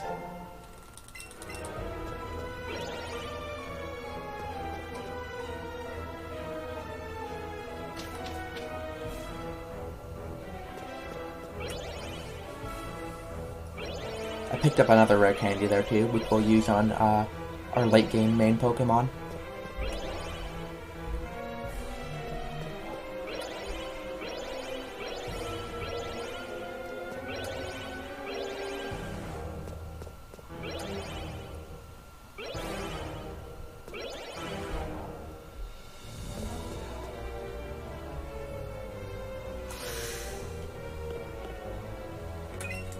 I'm sorry, by the way, if you can hear the rest of the people in my house. My family's quite loud when they're in their house.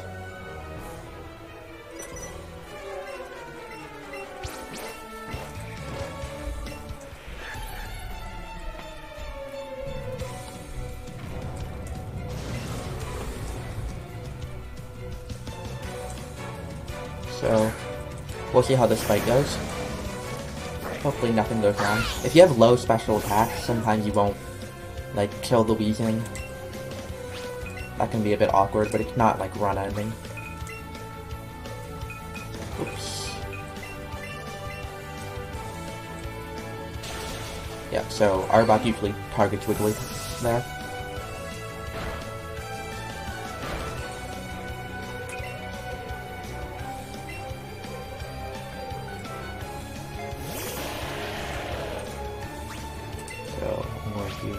Glitchy Glow. I'm gonna have you use another X special attack on me.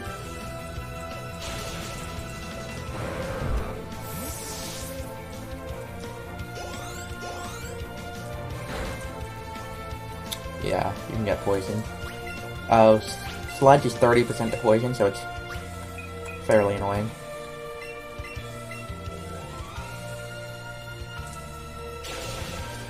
Yeah, there. Sometimes. Doesn't kill. Very frustrating.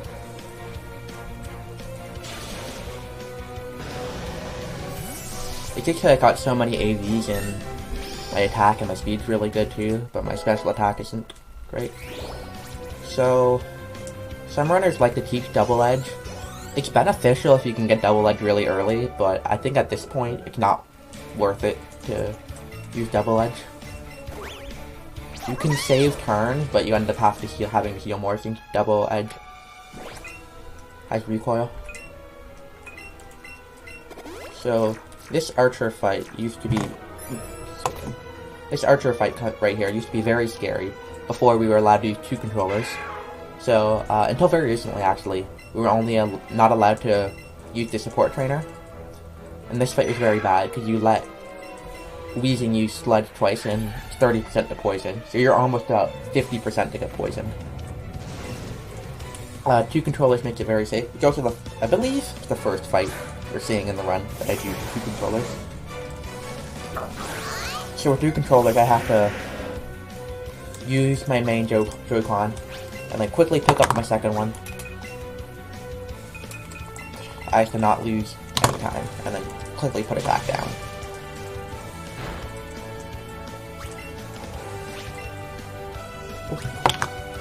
Yeah, see, I didn't put it down fast enough. Stuff like that can happen.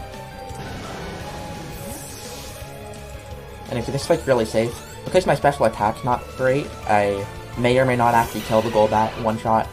It's fine if I don't.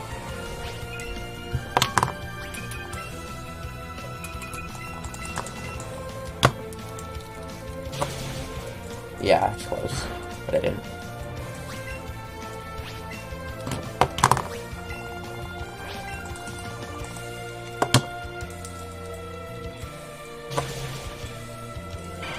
So you'd think I'd heal Eevee for the next fight, but actually, Eevee does not need to be healed at all. And we will see the Graveler strats being used. So I'm gonna switch Graveler to the front of the party. Oh, first shake the second controller out.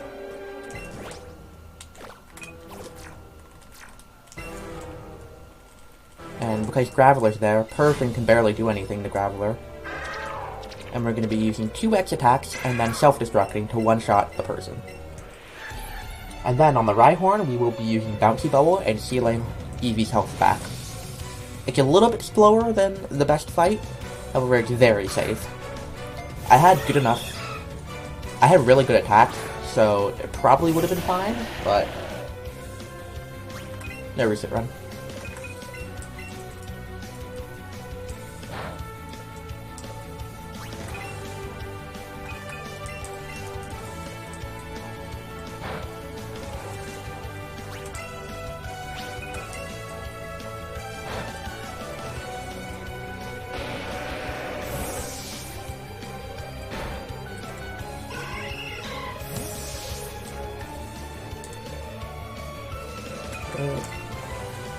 There we go.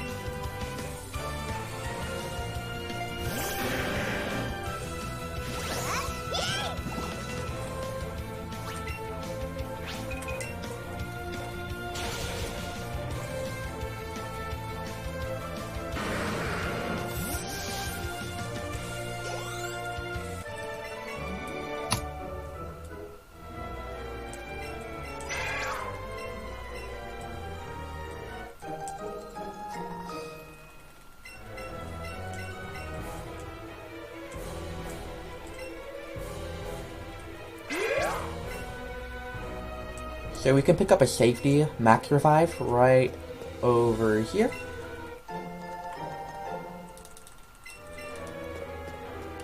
Regular revives only heal you to half HP, but max revives will heal you all the way back to full.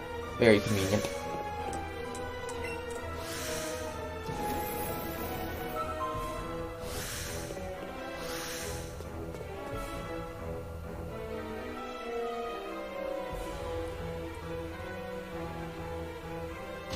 So right outside here, we're gonna quote-unquote get Fly. Because HMs don't actually exist in this game, what they have is secret techniques. So we already saw the cut one, this is the Fly one. The nice thing about these secret techniques is that you don't actually need the badge to use them, which is why we were even able to skip Surge at all.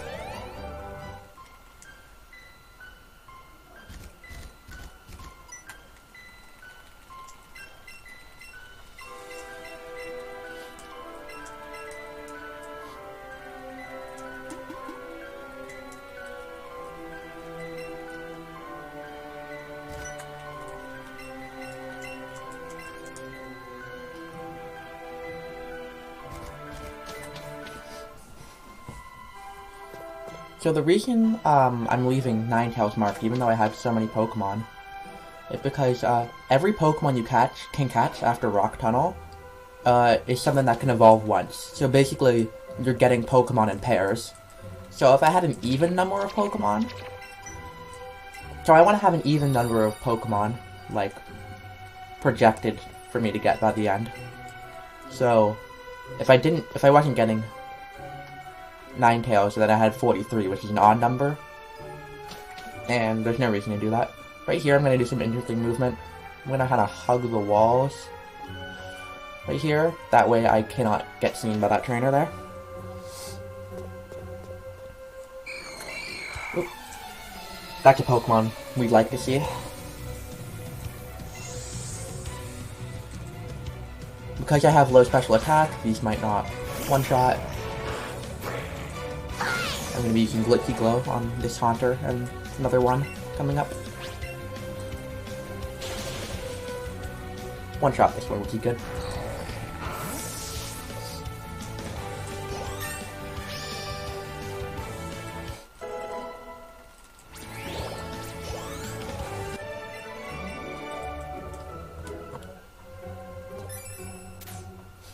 So this is the only Pokemon that I use a Nanab on to make it stop moving. It moves around so fast, it's very hard to catch regularly.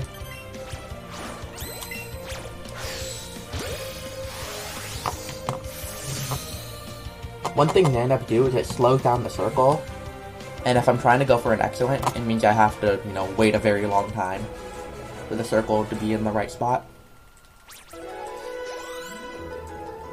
Basically how excellents work is that the circle that's becoming smaller and smaller. Once you get a very small point and you catch, it can be an excellent catch. Ooh, that was so risky. That was way riskier than I should have taken on an recent run.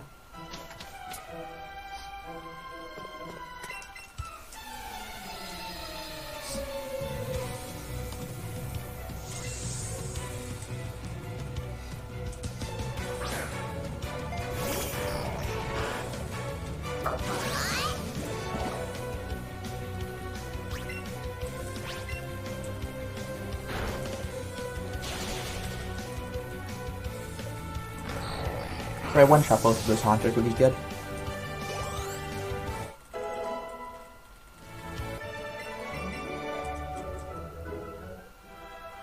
So I'm gonna get these extra Ultra Balls here. I'm gonna get an extra Hyper Potion over here. Both of these are safety things. You usually get the Ultra Balls, since normally you'd need to be catching more Pokemon in the late game than what I'm going to need to.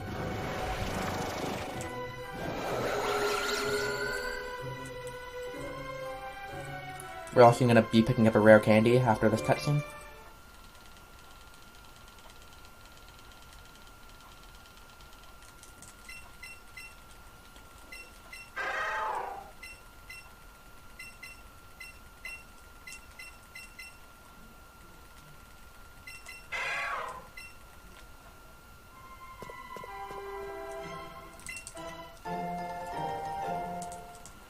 So this next Jesse and Jaden fight coming up is pretty much the same fight as we saw in Rocket Hideout. They're a little bit more powerful, but not by much. We're going to be using the exact same strategy.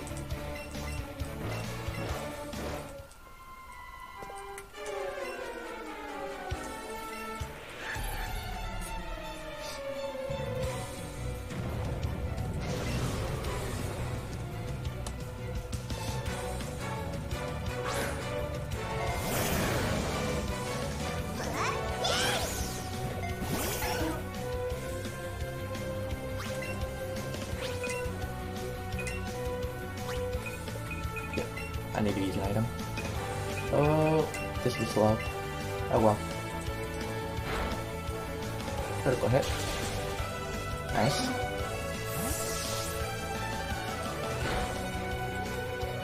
I'm gonna be using Grappler here.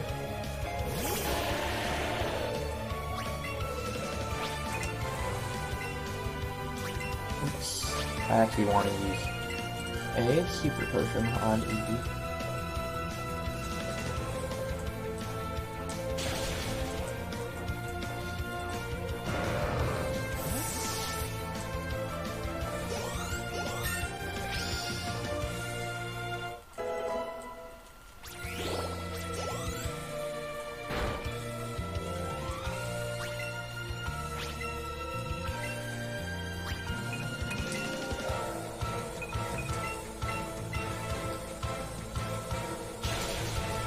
Okay, so we one-shot Weezing this time, that's good.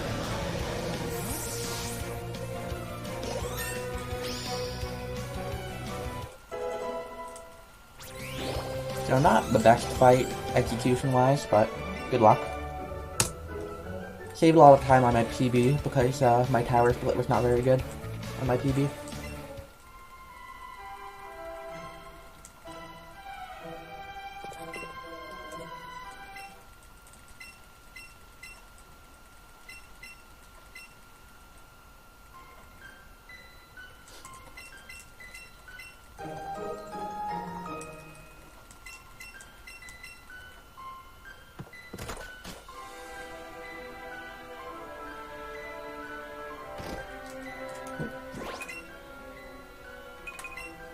So we're going to be taking out some Pokemon I don't need.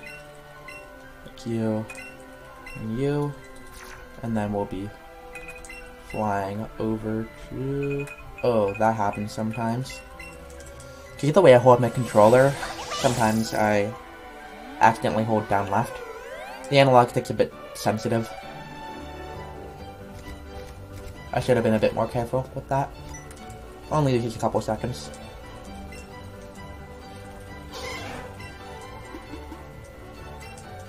So what we're going to do is we're going to use our Poke Flute, we're going to wake up the sleeping Snorlax, and then we're going to go down Pokemon Road.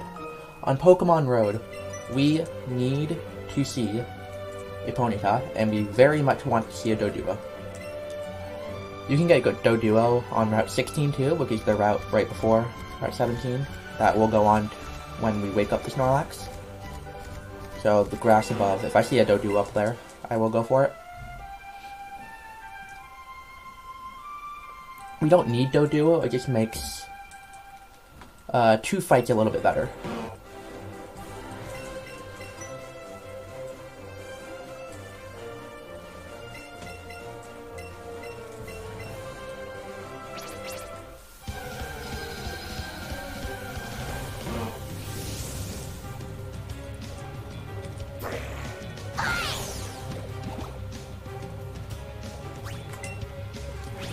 I tried to hit left. Didn't work apparently.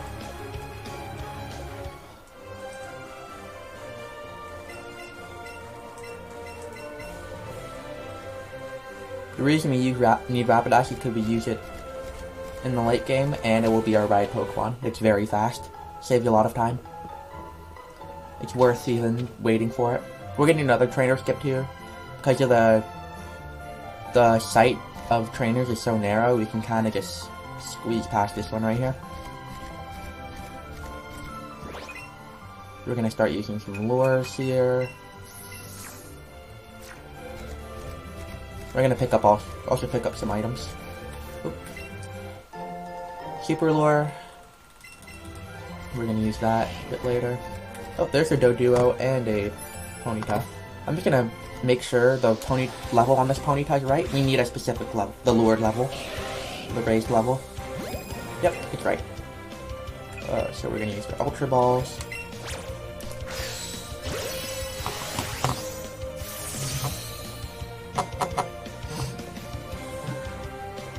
We can also pick up a side up here if we see it.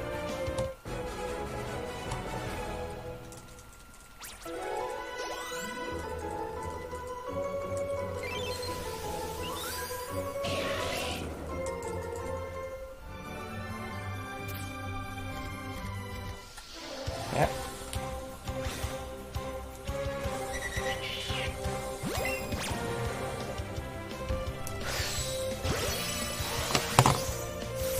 So that should get in.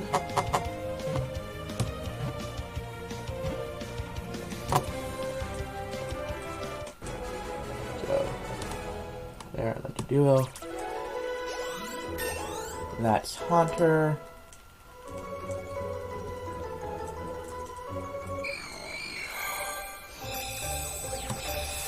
Got you.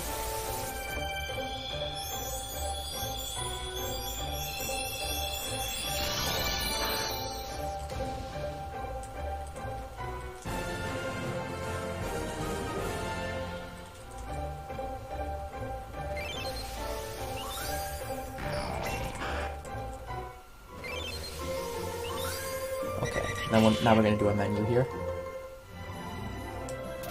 So, first. Oops, not you. Pokemon box. We're gonna take out Pokemon we don't need. We're gonna be catching our late game main soon, which is why we're gonna take Eevee out now. We don't do any fights until we get it. Also, ignore the gold here, because we used to have situations where we would never need to catch anything on Pokemon Road in very old routes, and that's long gone. So candy and then make it ride. Okay.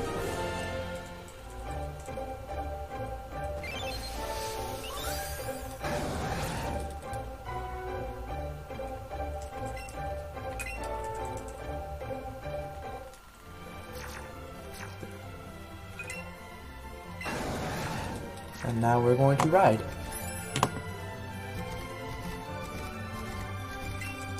And pick up the elixir right here. And we're gonna get another rare candy right over here.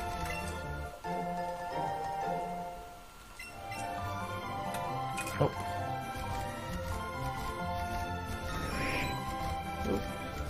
Okay, right here we're gonna do some specific movement to dodge all of these trainers. Yep, there we go. Very nice.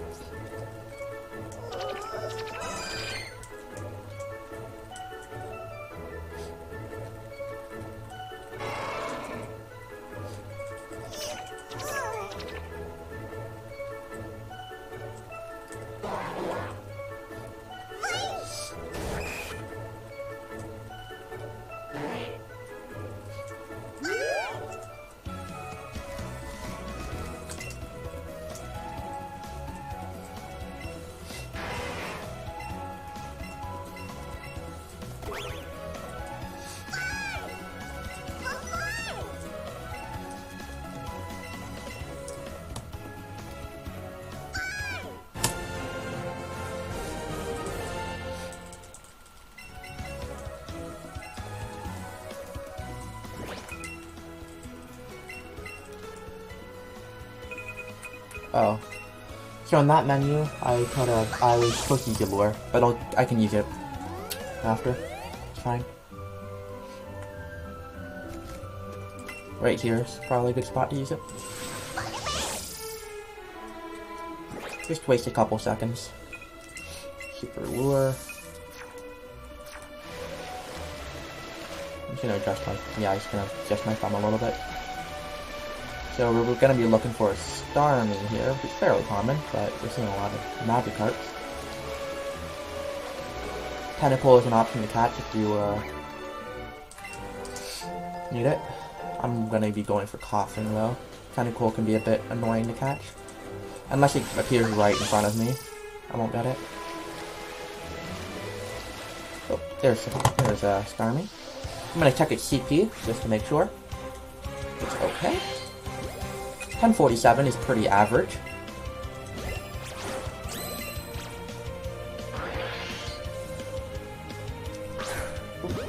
It didn't throw sideways like I wanted it to, but that's okay.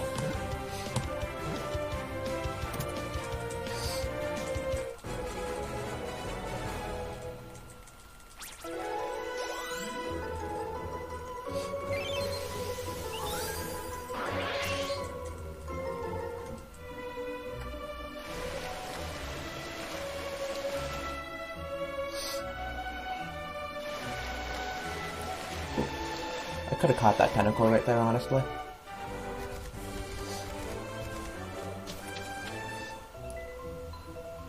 I'm gonna be looking for a coughing in this room. Oh, coughing's very common, so I'm surprised I didn't see it. Oh, come on. Okay, so I'm going to be putting, where are you, Vulpix in the party.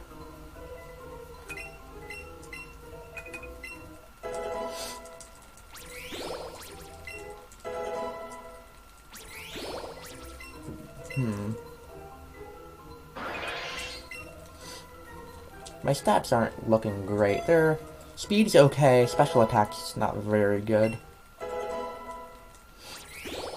Should be okay though. Oops.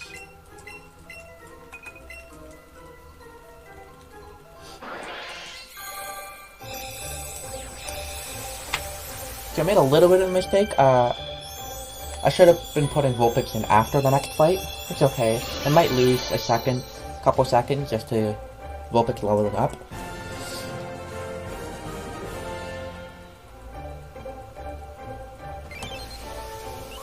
So right here, I'm going to teach Scald, and I can see Starmie's stats when I teach Scald. I'm going to check its speed really quick.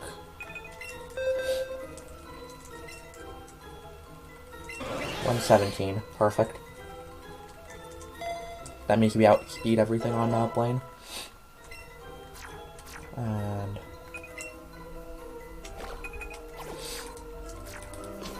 yeah.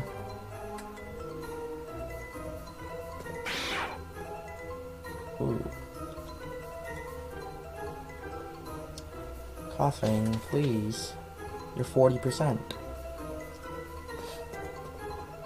There it is. That took a while. Hopefully it doesn't move right away. I'm gonna go for the immediate attack. Oh, no, or not.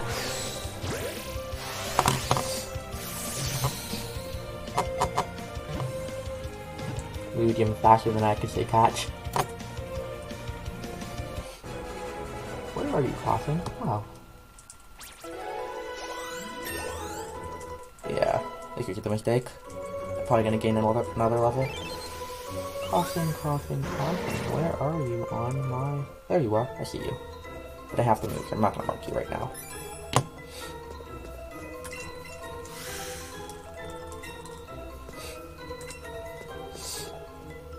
So this fight used to be really bad with one controller because, you let this electrode attack you 4 times. And it can paralyze you, and it can critical hit you. However, in this fight, we're going to send Doduo out, and because of sending Doduo out, it will target Doduo because it'll one-shot it, and Doduo will set up Starmie with an X special attack. And we can one-shot this electrode.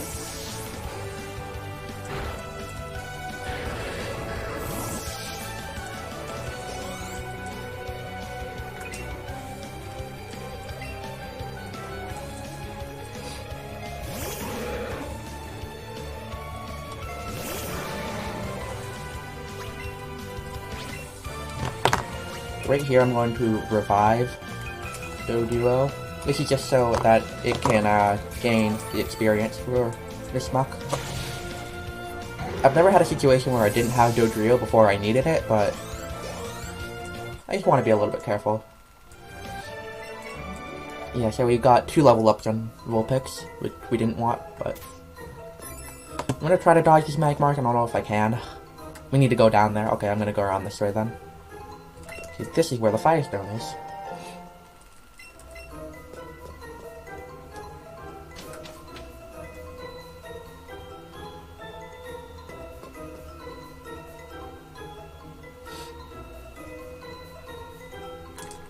Hello?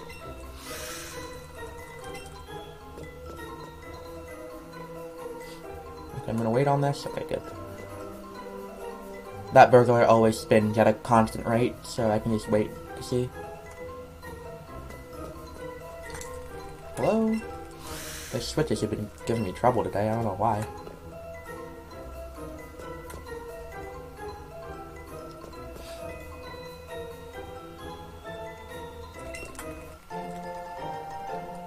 Oh, I have Starmie also. I need to mark that.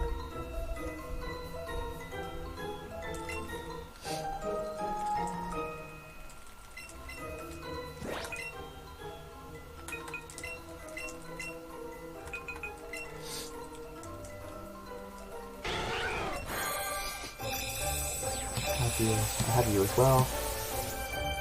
46 Pokemon. Okay.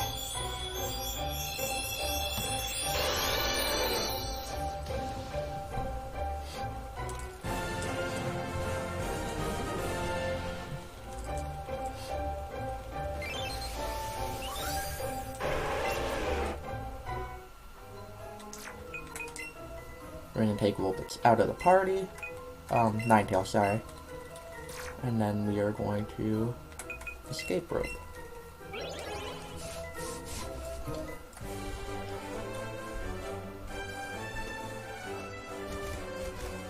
Okay, so this Blaine gym is pretty similar to earlier gens. Blaine's gonna ask, you're gonna be asked a bunch of questions. If you answer them wrong, you're gonna have to fight an extra trainer. Pretty simple. This part of the run is going to be a gym leader cleanup. So we're gonna be fighting a lot of gym leaders in a very short amount of time. If I don't know if you've noticed, we only have 2 badges so far. And there are 8 badges.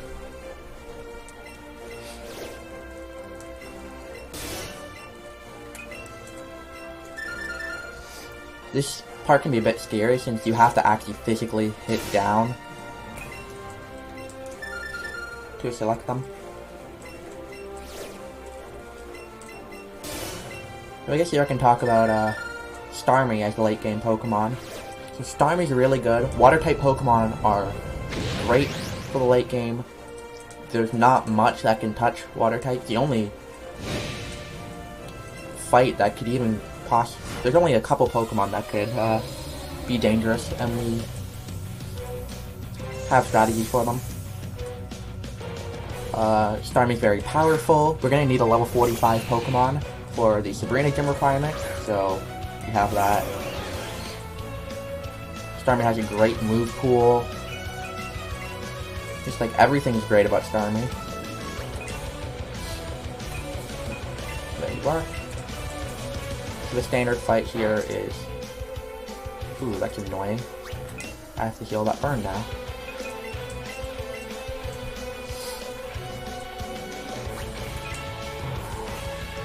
I have the Peter plenty, so it's fine. It's a very bad fight, though. Very, very slow. Usually you just feel confusion, get flamethrower. It's only a 10% burn there. I wasted 2 extra turns having to heal all that stuff.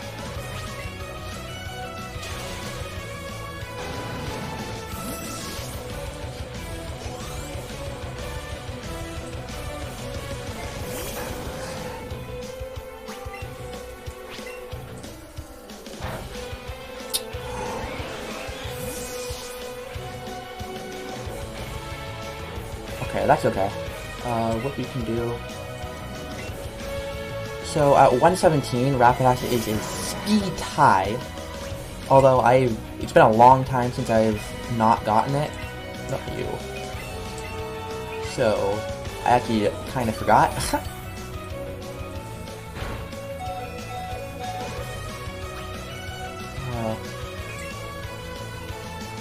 Let's switch back to you.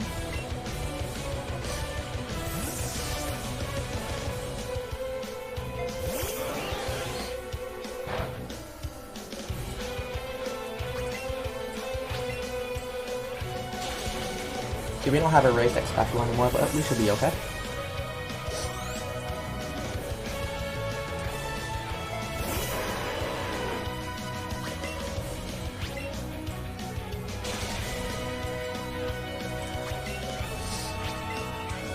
Avoid Fire Blast. We had a really good split other than that, so we're not going to be losing much time here.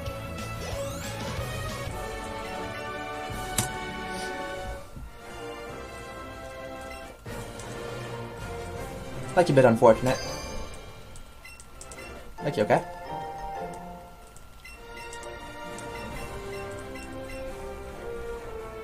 So you can use an X speed at the beginning of the fight there. If you're slower, I thought 117 was perfectly okay. But because of, you know, getting an extra hit on Magmar, and usually that flare blitz wouldn't kill you if you only got one flamethrower. So just a lot of unluckiness there. So now, finally, we are going to fight Surge.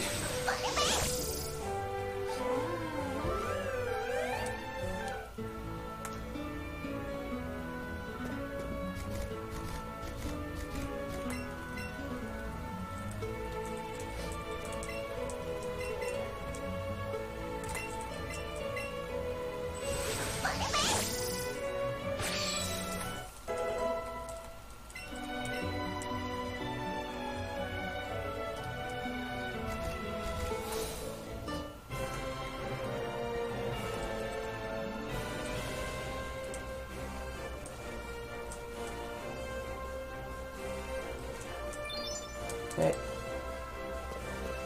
So in this game, it's very convenient because the cans are actually completely fixed. You just have to be a bit careful with your movement here.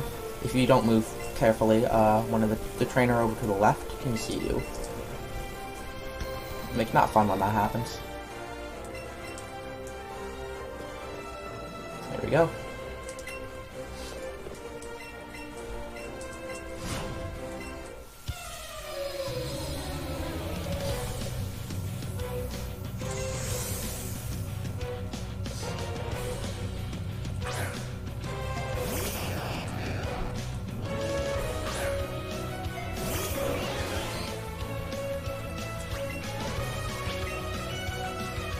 So we're just gonna take out Surge really easily, which is why we didn't do it when we were Eevee, because you would have to do a lot of setup to kill these Pokemon with Eevee.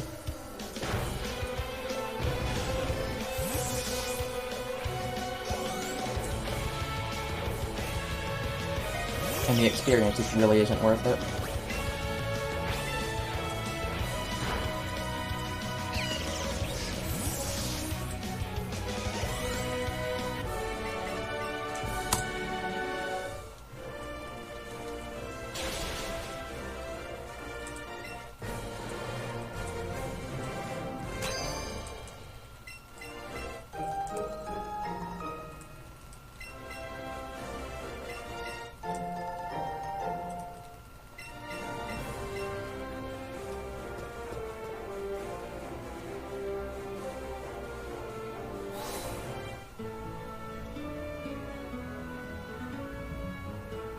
Oh, I'm supposed to fly here.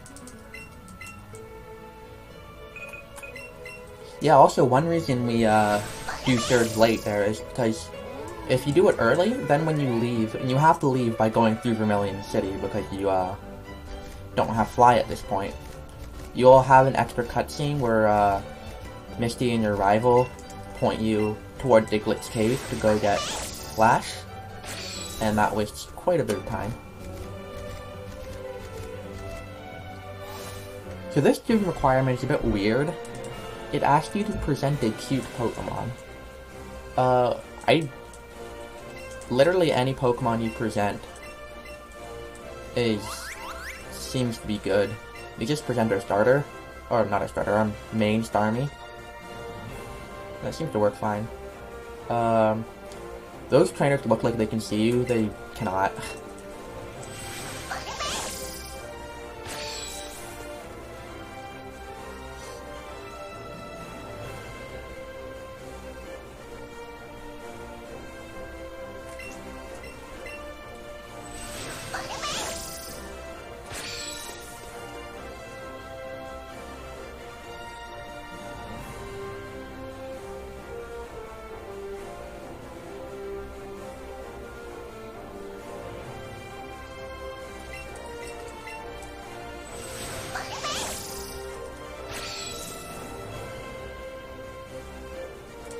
Erica's really easy too. One of the main reasons we started using Starmie over Kabutops is that with Kabutops, Erica is a pretty terrible fight. with Starmie, it's very free. You just Psychic her 3 Pokemon and she's down. Also here we're hopefully gonna get Dodrio, but we might not. It's okay if we don't.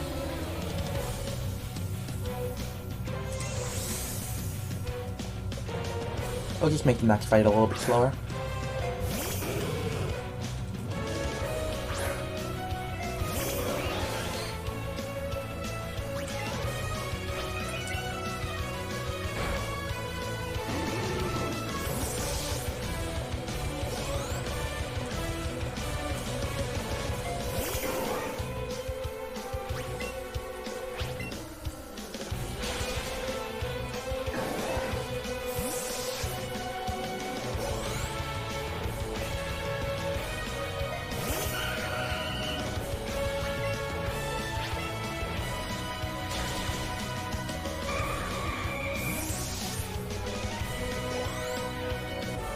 So unfortunately we did not get Dodrio, but he's okay. It just means next fight is gonna go a bit slower.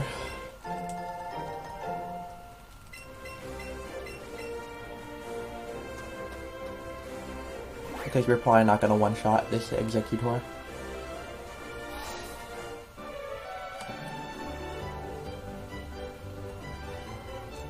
Come on. I'm gonna heal Starmie, oops, and Dodrio. I'm gonna teach Thunderbolt. This will be used for some type coverage. Specifically on water type Pokemon, we'll be using this. And then it's actually faster to fly to the town you're already in. Because the Pokemon Center is on the other side of town, and we want to be going towards Saffron City.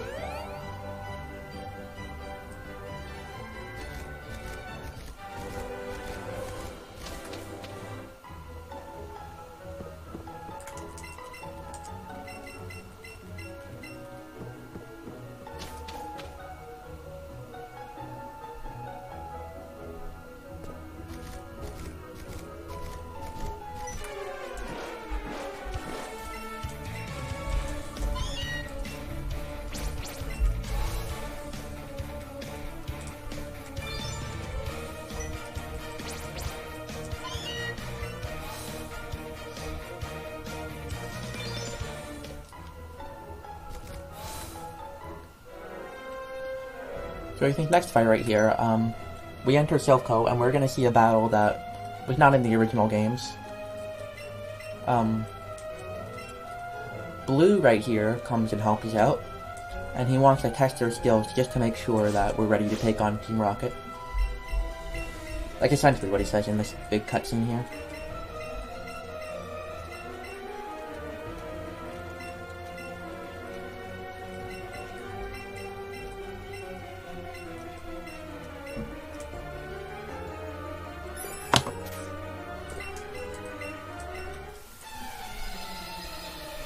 So right here, I'm going to be using an X-Attack on Doduo. I have to be careful to actually use it on Doduo, just because it will default to Starmie.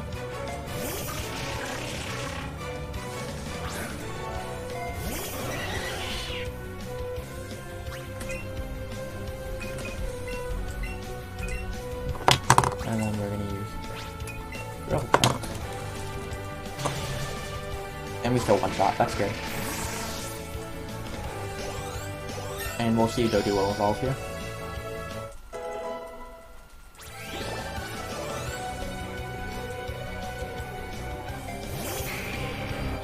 And we'll take out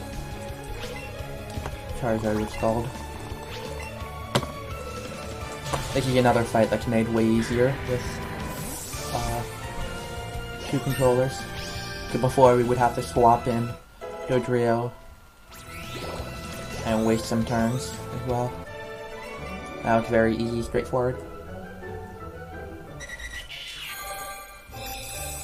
Okay, let me mark Dodrio. So this next fight coming up is very obnoxious. It's not very likely to die on this fight. It's just very likely you could waste a lot of time. So the first Pokemon I sent out is an Electrode. the Electro can either use Self-Destruct or it can use Thunderbolt on Starmie. If it uses Thunderbolt on Starmie, you have to heal. There's no way around it.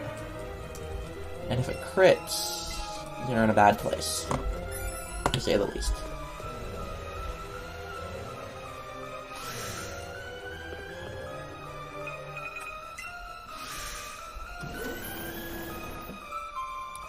One good thing though is that in this fight, it's a double fight, but it's a true double, meaning there's an AI that's your ally, which is the rival. The rival's usually pretty smart. It sends out a Cubo with Bone Club. It can take out Bone type's a Bone Club, sorry, is a ground type move. And it can take out Pokemon pretty quickly. It can two-shot the Electrode, two-shot Eradicate. So yeah, this Muck can protect Snam, so we actually want to take it out first. Even though Electro can do the most damage, it can also use Self-Destruct, which is very nice. Okay, it's a bit annoying in this fight. Protect Self-Destruct, that's fine.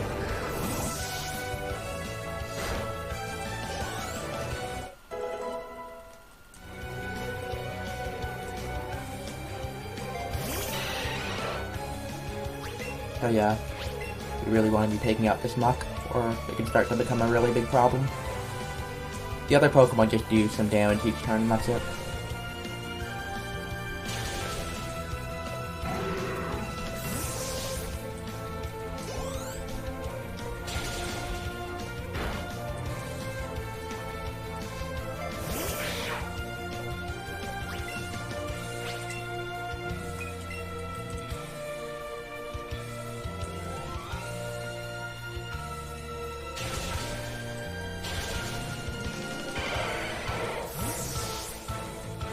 I'm gonna heal on this turn, just for safety.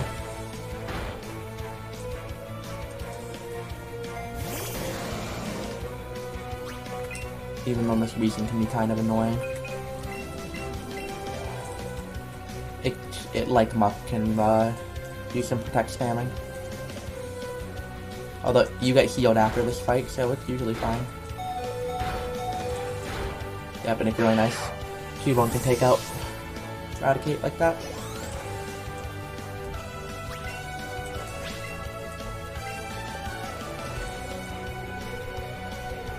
And then you can take out Weezing pretty easily here, and we had a pretty good double fight. And we're going to mark Weezing. We got Coughing in our party to evolve. So our last two Pokemon we're going to get are gift Pokemon we are going to get after we beat the next Giovanni fight and clear out Silph Co.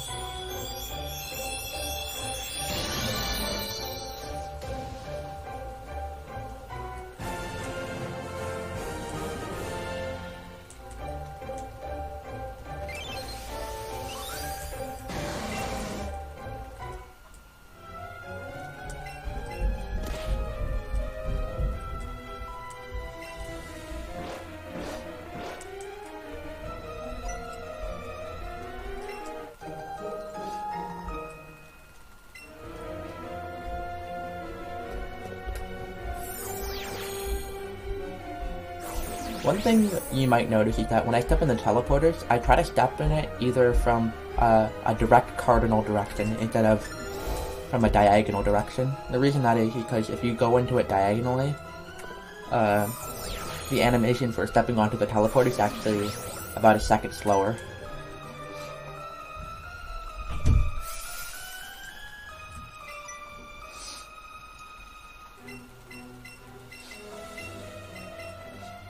So we have two more fights in this building. We have another Jesse and James fight. This one's very easy though, and then we have a Giovanni fight that's very easy.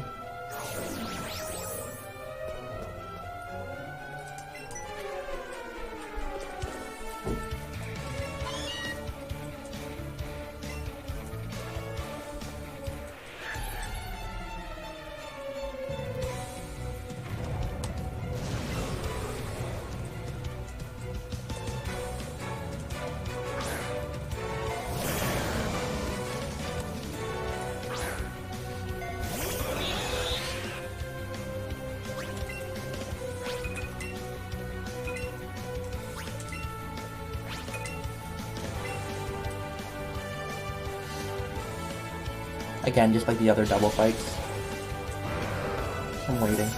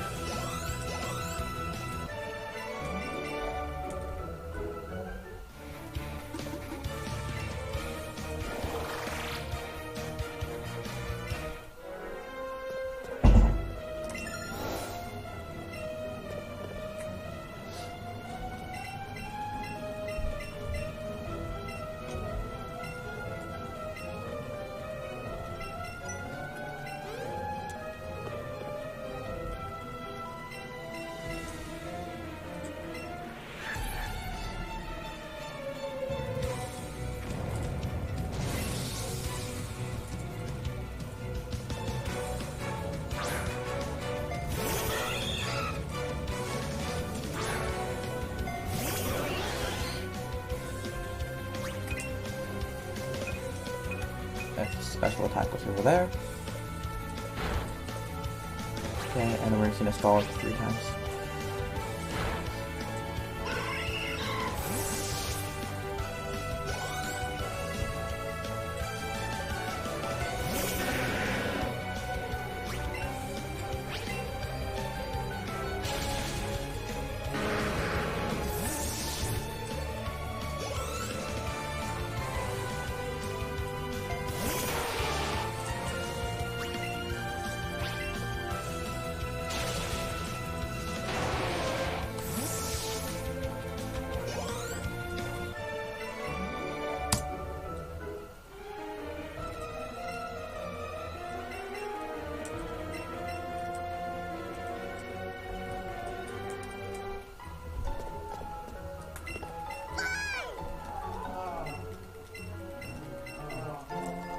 So right there, we have to pick up the Master Ball here, or the game will not register you as beaten Silphco. Oops.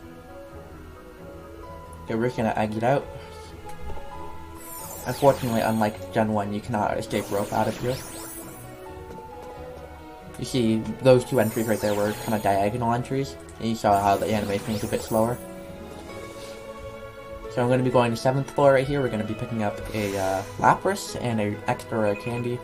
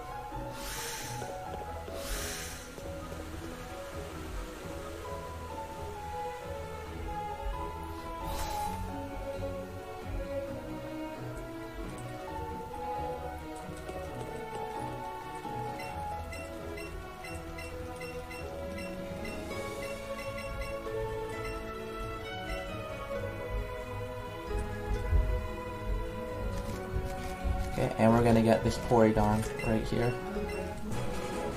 So let me mark those 2 Pokemon, and that's 50.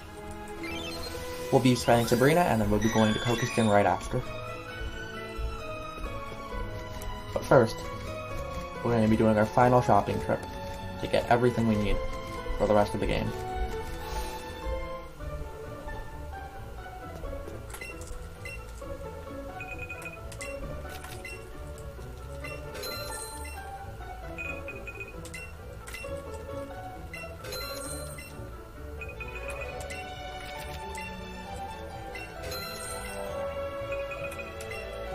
So in this game, what Repels do is no Pokemon can spawn on the overworld at all. We're going to be using that through Victory Road.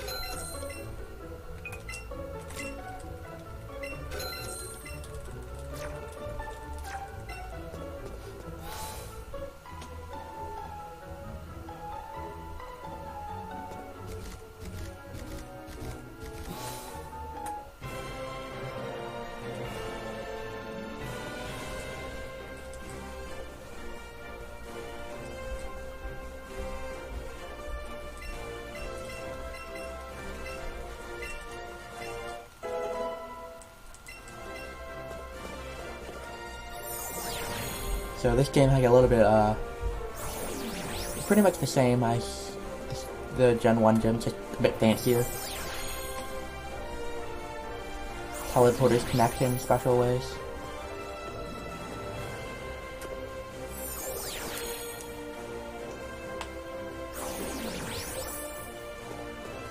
This gym is just memorizing what the right teleporters are.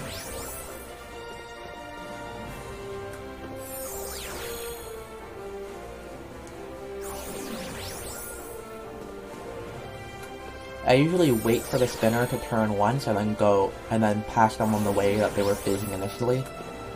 Just because sometimes spinners can spin on you while you're trying to pass them, and that's not a fun time.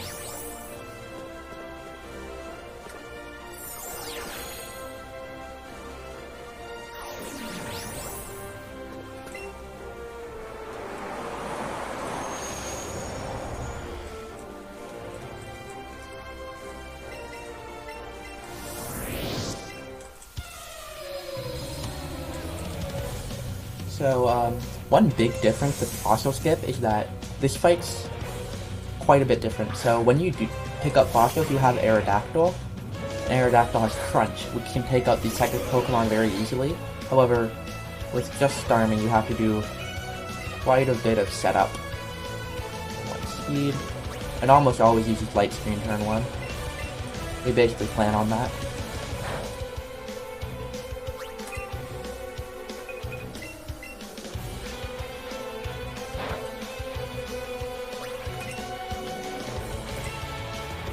You know what?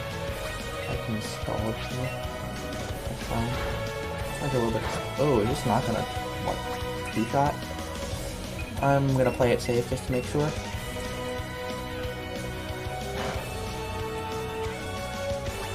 Okay.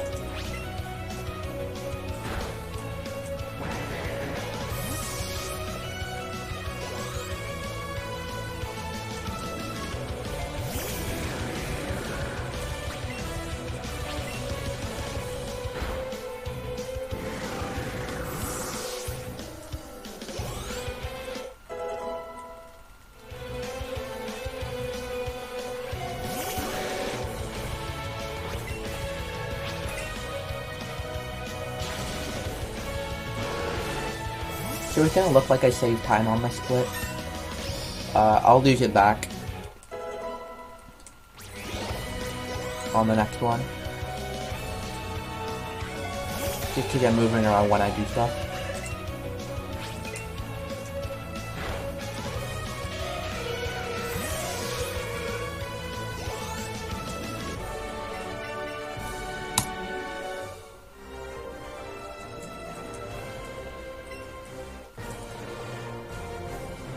So what I'm going to do now is going to do a big menu.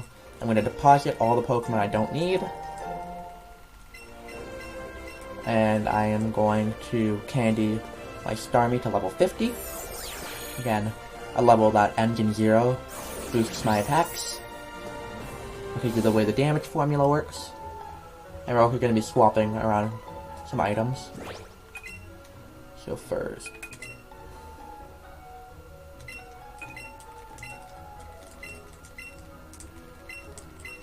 this.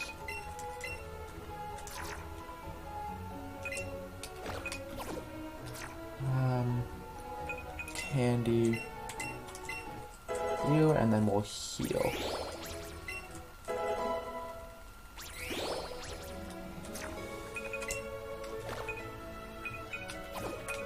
Oops. Heal. I need to fly. That was a bit of a mistake. That's okay.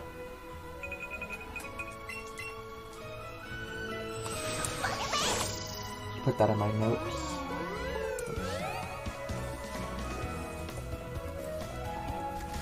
Now the moment of truth. Did I actually get 50 Pokemon?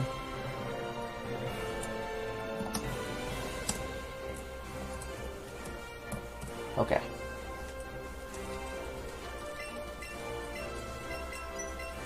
Good. So this next fight is usually pretty free. I had one time during a run that this muck here used Minimize, when I set up my X special attack, and then I kept missing, and I like wiped. Like, so unlikely for that to happen.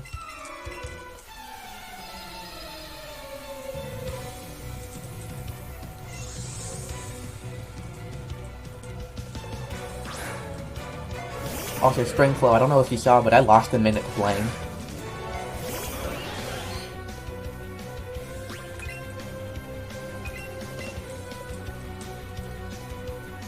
Okay, good. You usually see Protect turn 1 there. Pretty standard. Yeah, this gym is known as the Protect Gym. Every Pokemon you fight in this gym knows Protect. And it's very trolly about it. No Protects on this fight's really good. Yeah, so, Springflow, I thought you outsped Rapidash at 117, but it's actually that Rapidash's speed is 117, so I lost the speed tie. And plus, I wouldn't have even died, but I got trolled on Magmar too, so I took more damage than usual.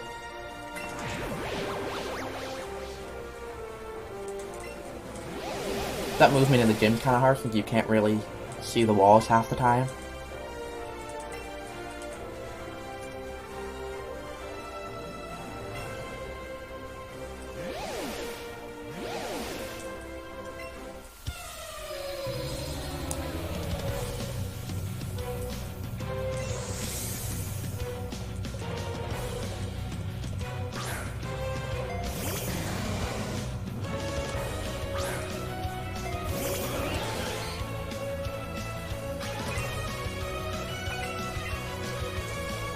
Okay, so here, you generally want to heal the Toxic right here. Okay, you very likely Protect on this turn.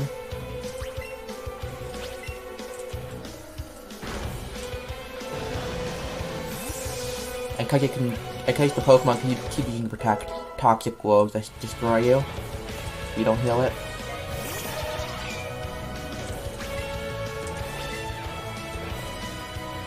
That's our first Protect of the gym.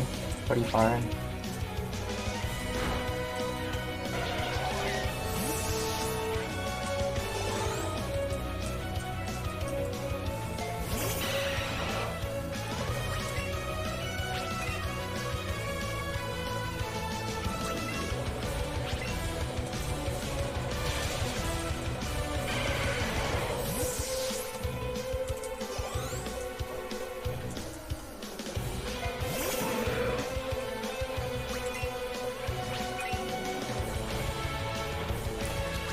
That sucks.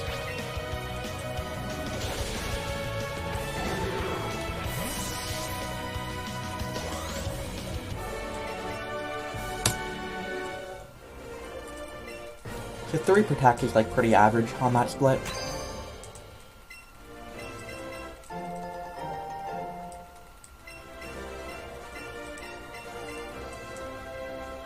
So right here I have to remember to get Strength.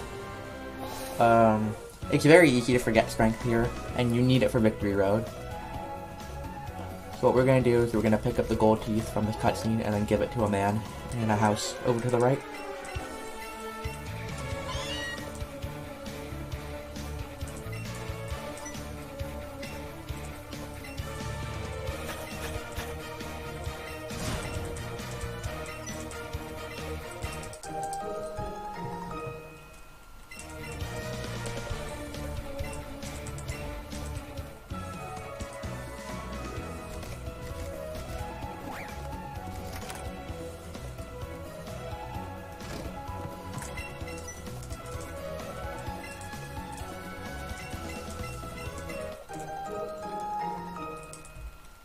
Okay, so this guy's gonna teach our Eevee.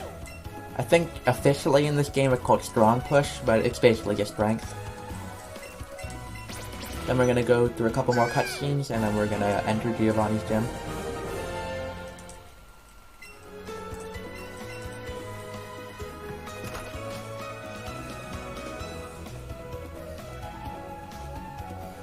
We're gonna do a menu here. We're going to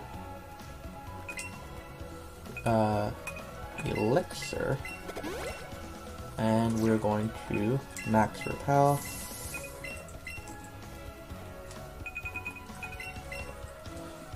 The reason we maxed the palace here is because we're gonna have to go through some cutscenes, and we're gonna be in Pallet Town and having to get back to Viridian, and it's very hard to dodge little tiny Pidgeys and Rattatas on your very fast Rapidash.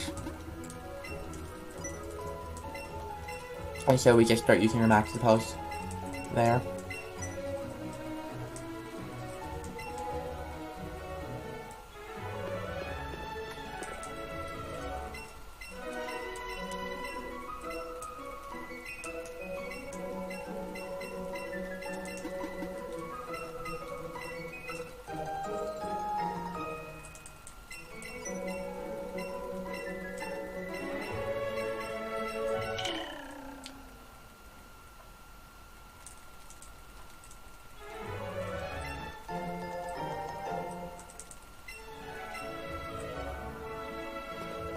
So, guess what? Another cutscene.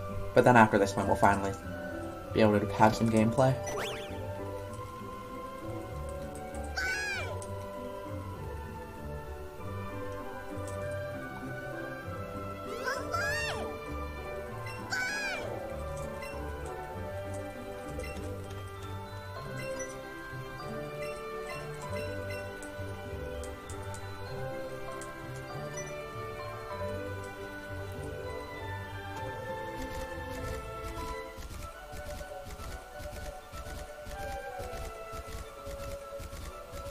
So we used to route this section right here so that you didn't have to use any sort of PP healing items until you got to a free heal.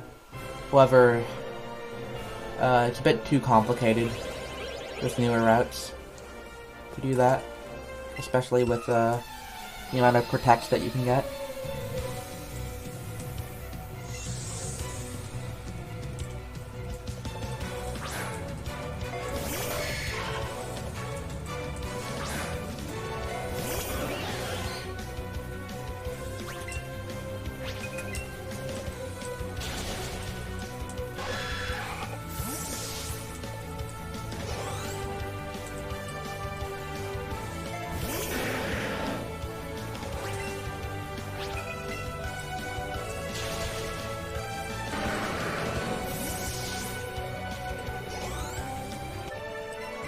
So on this next fight, we're going to see a strat that I would only ever use in no reset runs, and we're going to use 2 controllers on this fight.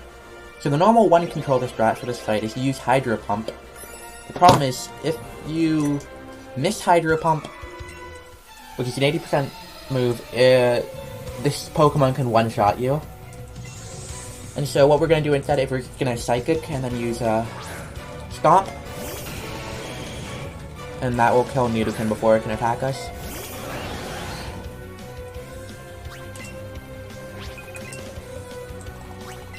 Where are you?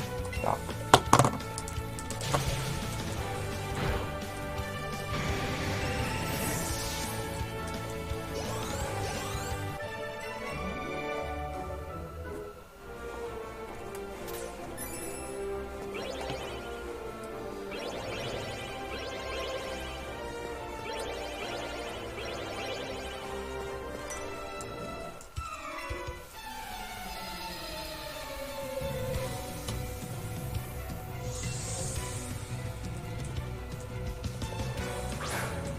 So we're gonna just clear out this one fight here, and then upcoming we're gonna see the first fight I'm actually gonna save for.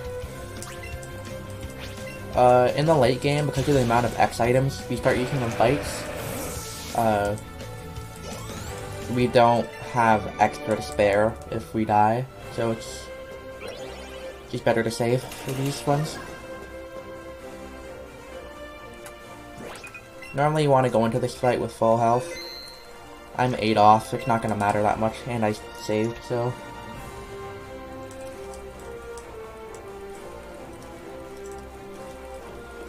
Basically, you don't want to get crit by anything. Crit chances are 1 in 24 for regular moves. For high crit moves, I believe it's 1 in 12, and it might be 1 in 8. So it's not that likely, but it definitely can happen. And critical hits are usually what ruin good runs in this game. Especially in Elite Four. Elite Four is just don't get crit. Defense.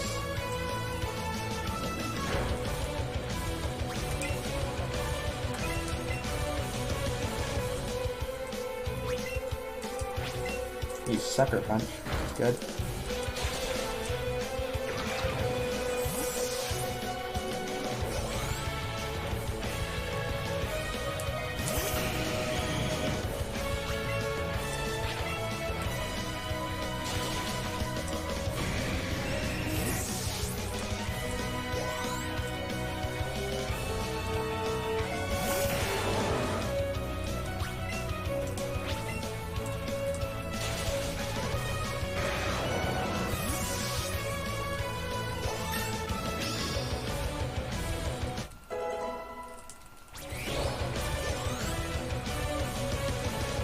Okay, your special attack's looking a little bit better.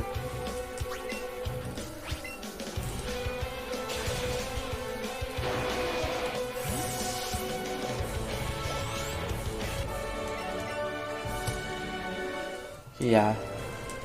But the bulk of that time lost me doing that safe strat for the Nidoking fight.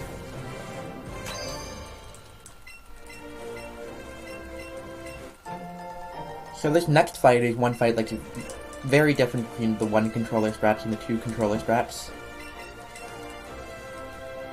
So for two controller strats, we're actually going to one-shot every single Pokemon, and we don't even have to heal Start Me.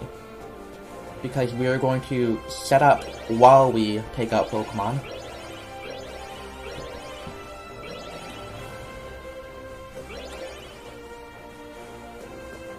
One interesting thing to note is that if you're using one controller, it's set what the order of Pokemon that come out are, but for two controllers, it's actually a little bit random. I'm guessing because it randomly decides on one of the Pokemon and then sends out the best Pokemon to counter whatever random Pokemon it chooses to focus on.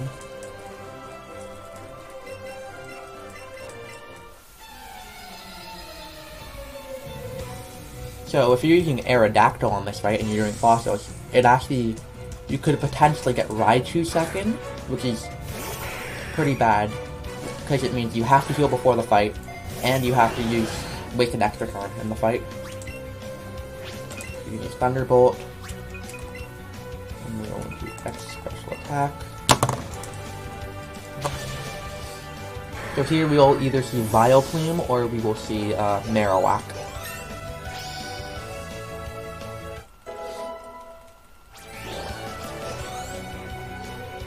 Yep, we're gonna see Marowak. Psychic usually kills, but I've had one run where it did not kill.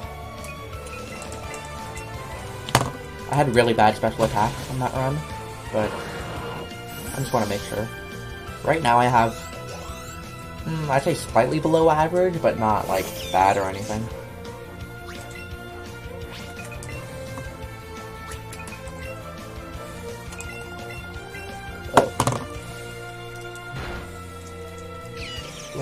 And then on this last turn, we don't have to do any more setup. So I'm going to heal Start Me, and then we don't have to menu after this fight.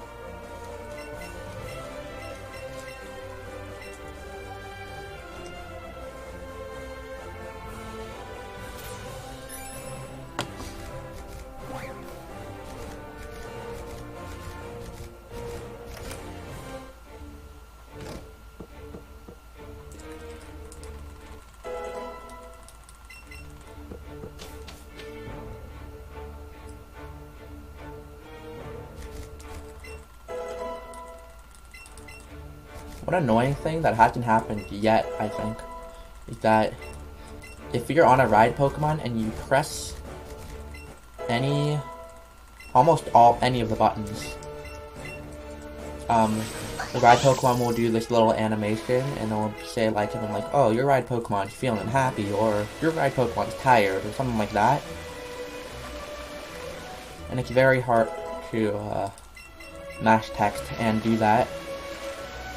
And also, a button in this game is if you push down on the control stick, you have to be careful of that too.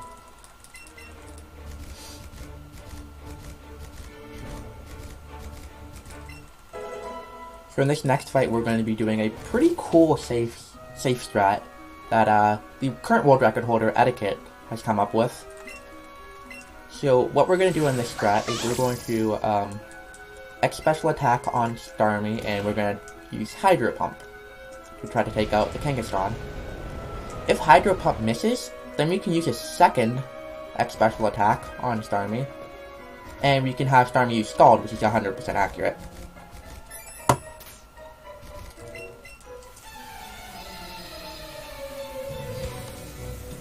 And also, Hydro Pump is not guaranteed to kill at this special attack. It's a pretty good range. I believe it's at this special attack might be like 14 out of 16.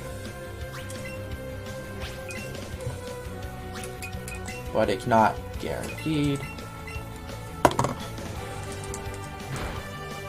We got it though. That's good.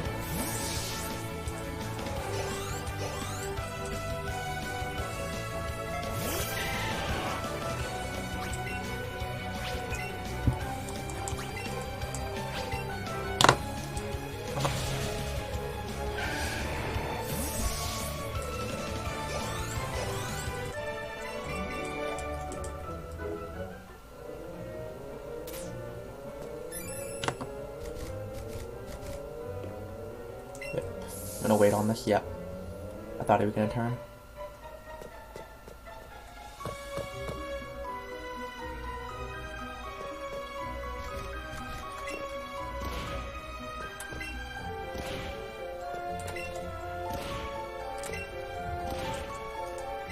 So this fight coming up not too special. The only really annoying thing is that Hypno can make you fall asleep.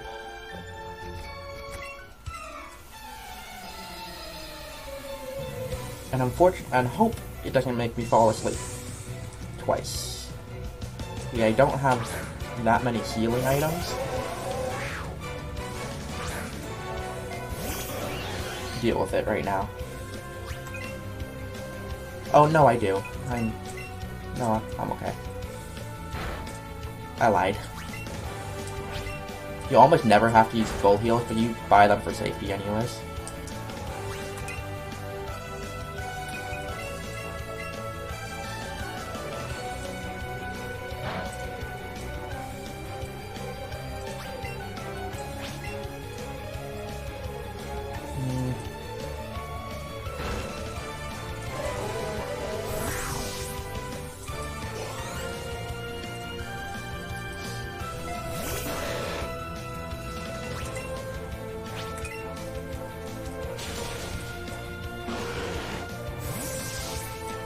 So coming up after this fight, we're gonna get a free heal.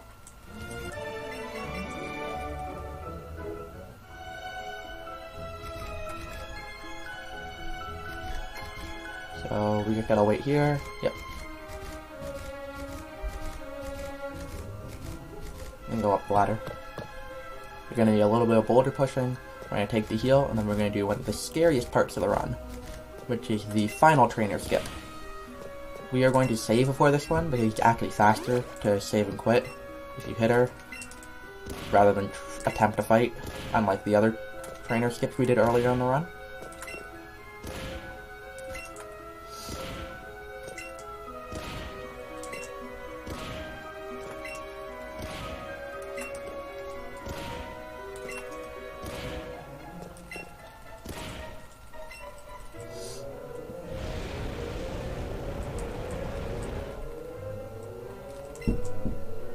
So I'm gonna go here.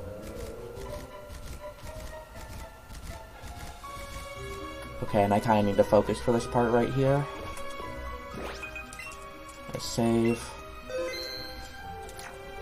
Okay. Got it. Awesome.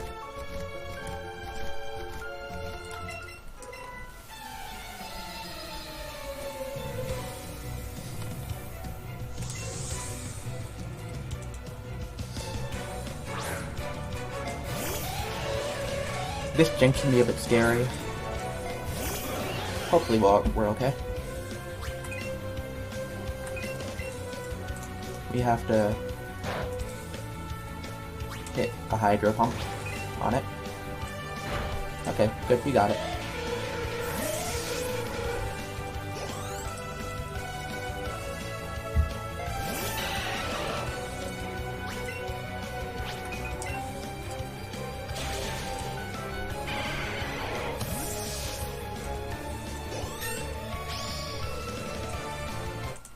So one safety strat I'm going to do is I'm going to heal before this next fight. The only way I can die is if Power Whip crits. Power Whip, I believe, is raised critical hit chance. Even if it's not, I'd rather not risk it.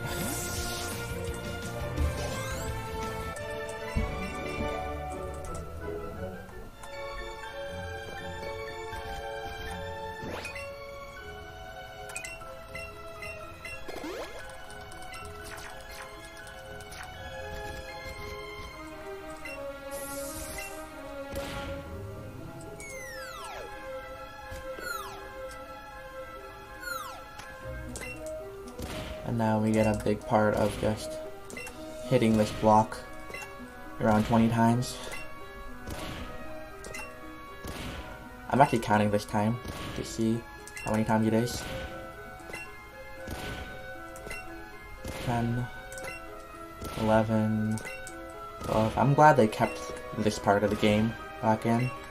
14, 15, 16, 17, 18, 19, oh, it's exactly 20.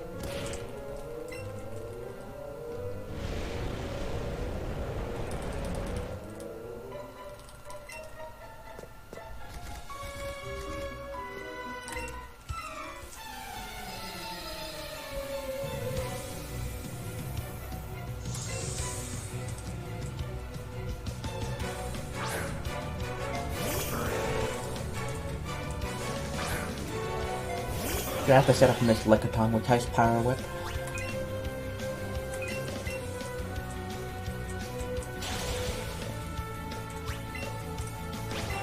Now I can sweep.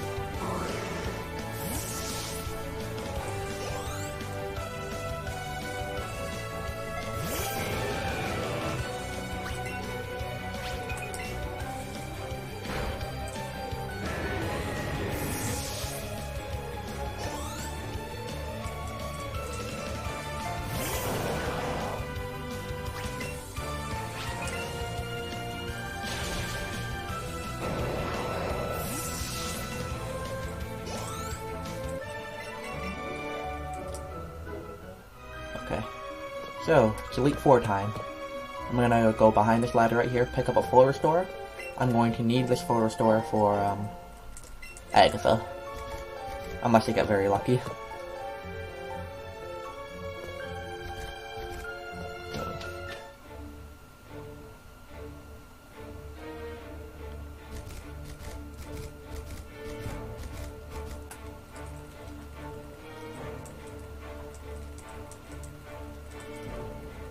In the Elite Four, pretty much, with the exception of Bruno, each fight is scarier than the last. So, Bruno's the least scary, then Lorelei, then Agatha, Lance, and finally Champion is the scariest. So I will be saving for... I should save for Agatha. It's very unlikely to die, but, like, I've seen it before.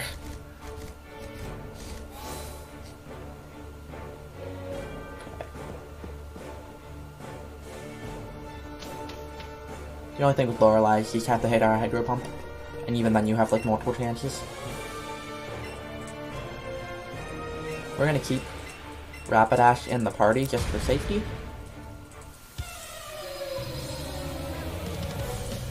Well, actually no, we're gonna save anyway, so we might as well just take it out when we heal for Bruno.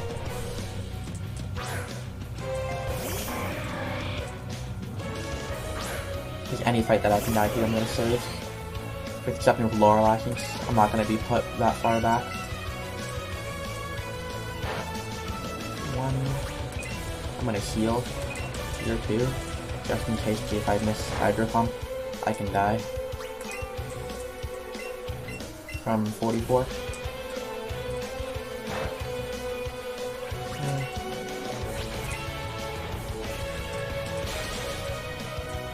If you have really good special attacks, you can use stalls, but I don't have good enough special attack for that.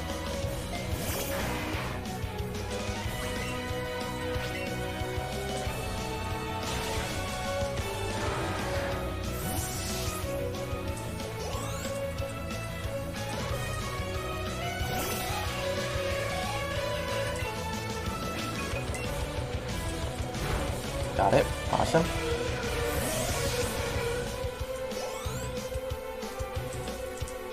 Actually, don't even need to heal for the next fight.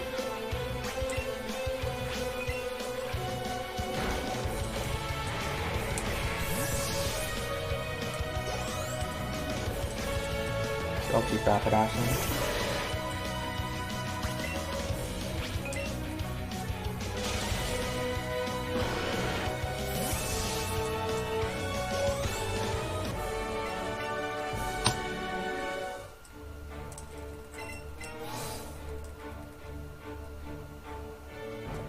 Even an earthquake critical should not kill me from here.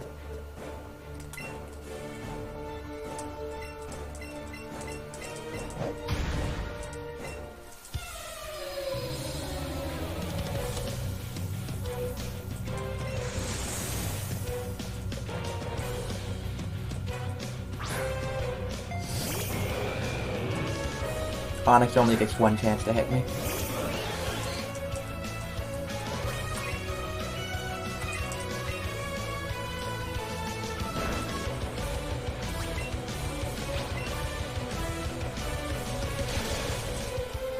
Okay, good. Now, the last 3 fights in this game are pretty scary. First up's Agatha. You have to set up a few X items in Agatha. And Agatha has Crunch. It has Glare, which paralyzes you, and Crunch, which does almost half your health. So we may need to use Next Defend on that fight. If you have extremely good speed, you can skip some of that setup. But like, you have to have really good speed for that. I'm gonna check my stats here.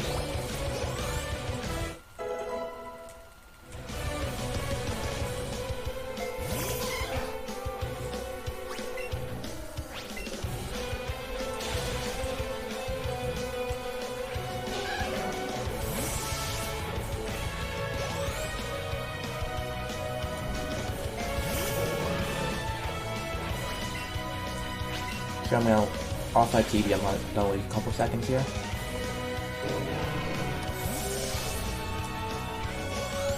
Okay, we're gonna heal for Agatha. We're gonna take Rapidash out of the party, and then we're gonna save.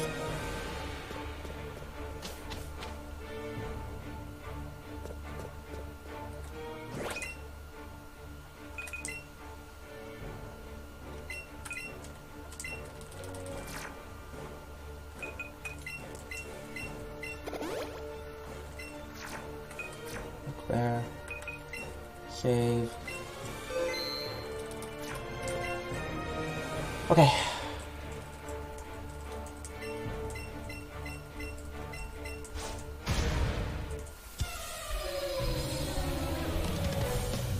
So we don't want to see Crunch turn 1. We have to do Fusion X Defend. If we do, Crunch crit on a specific, if you get your defense lowered, can one-shot you.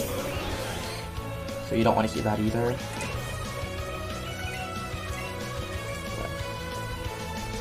But Glare is good. You usually see Glare, but I've seen Crunch before. This. And then you have to full restore.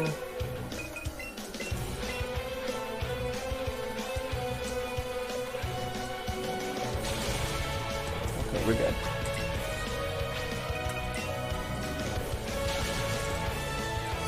Okay, good. I get the down.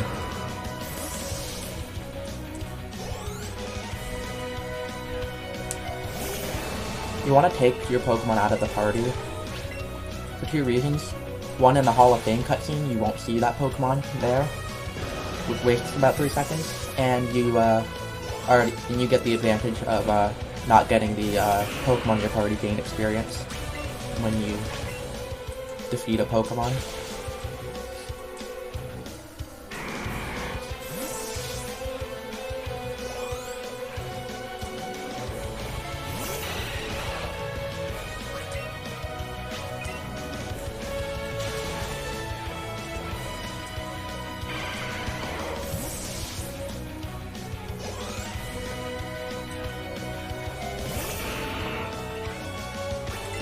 I'm losing time on my PB because I got really lucky on my PB, and I didn't have to do the menu of taking out Rapidash.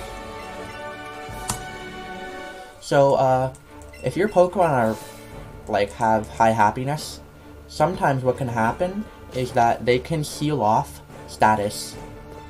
And in my PB, what happened is I got the Paralyze healed off, so I didn't have to actually use a full restore. Oh, I need to use the Ether.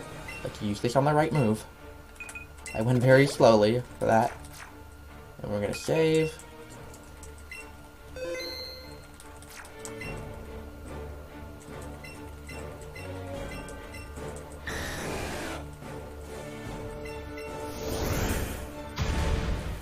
Okay, Lance time. We have to set up 5 X items on Seadra.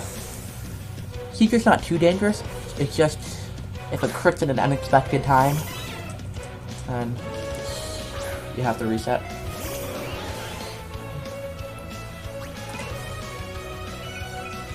Ooh, this is not good manual. Not at all.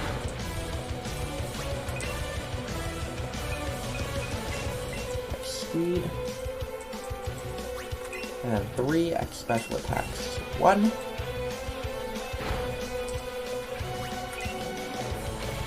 2. And 3.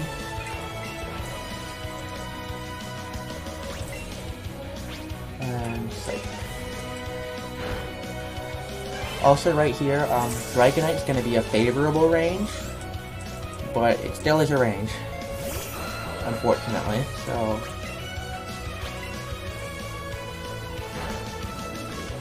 even with all those X special attacks.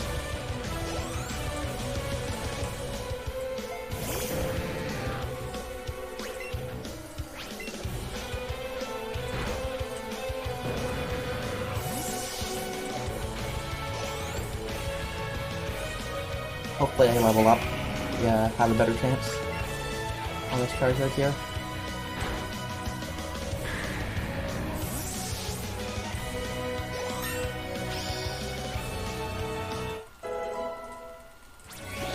Yeah, it's very likely. It's guaranteed at 140, and I have 138, so... good.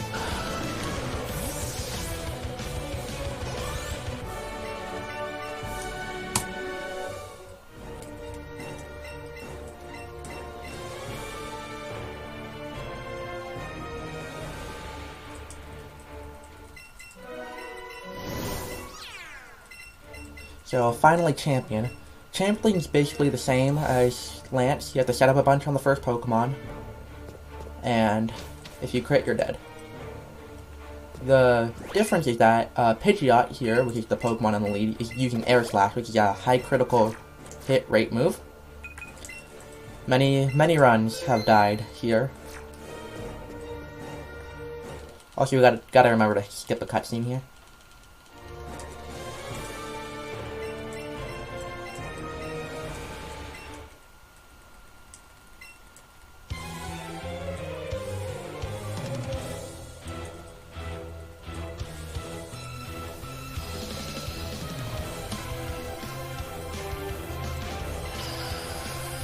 Pidgeot can be an absolute troll. Just an absolute monster.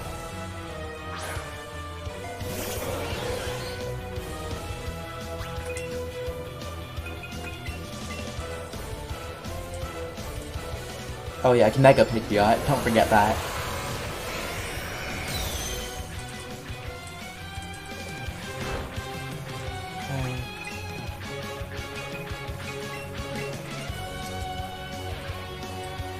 Ooh, we avoided it.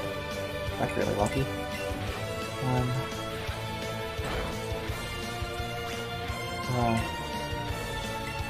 Heal. Just for safety. Complete the run. 2.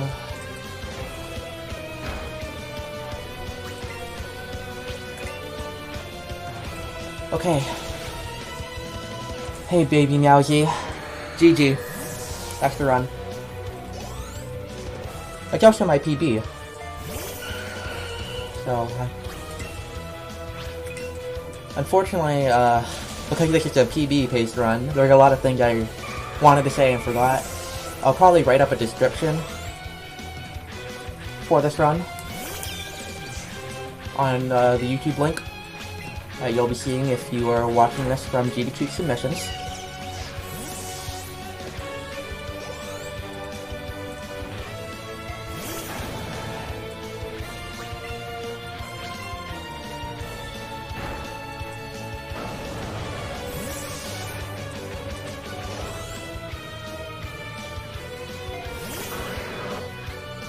Thank you for the GGs and congrats, all that stuff.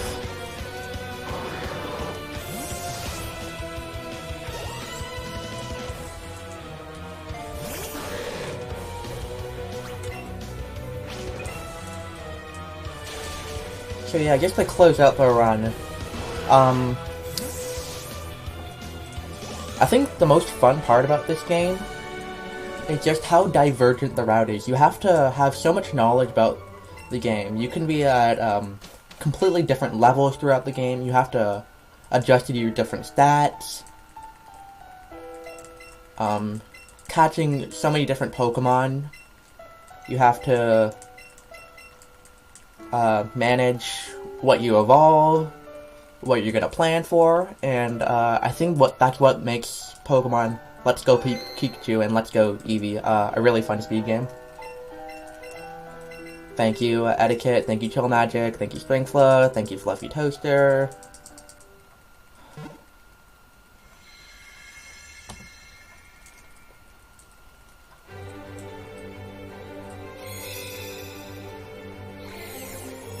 To speak more on the PB side of things, you know, this could have easily been like 3-11, or even 3-10 without safety strats. I saved a lot in the late games, just for the no reset. I died to Blaine and lost a minute. I had a really, really good Blaine split other than that. Because apparently you're speed tied at 117, and I got burned, so I was already at much lower HP than I usually was for Rapidash. Yeah, sub 310 webcam, potato cam. Because I can't stream my capture card at uni. I can definitely do sub 310. The problem will just be finding the time. I had a lot of time this week since I was on reading week.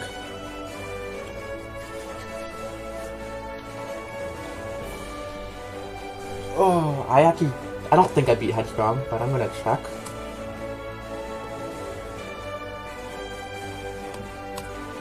Oh wow.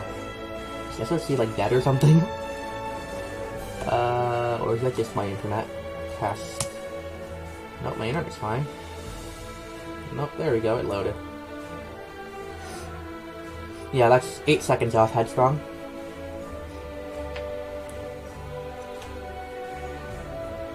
So nice, like the probably the last Let's Go Eevee stream you will see from me for a long time. I will try to record some webcam runs. I don't guarantee they're gonna look pretty. I'm just gonna make sure they're good enough to be submitted. And yeah, this is probably the video I'm gonna submit to STDQ.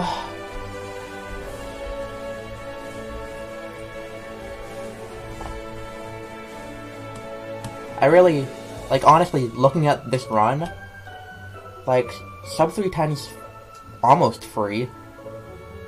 I mean,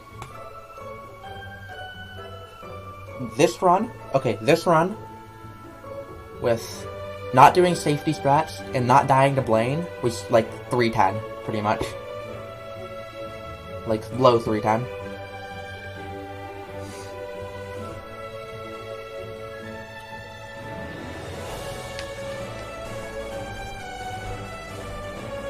I just got mega trolled on that. Blaine was the only like bad part of this run.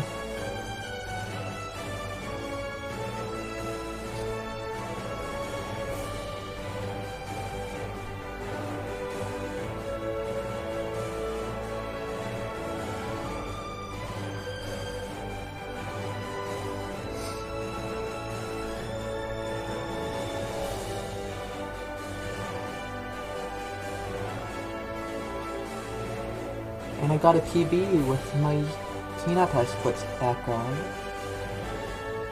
Yes, I'm very happy about that.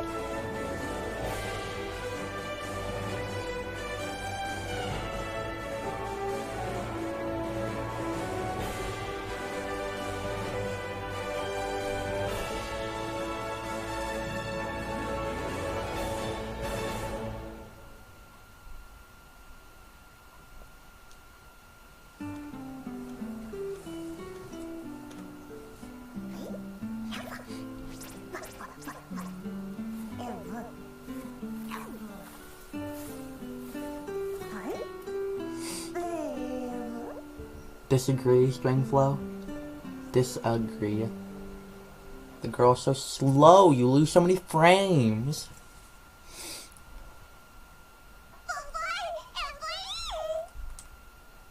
Okay.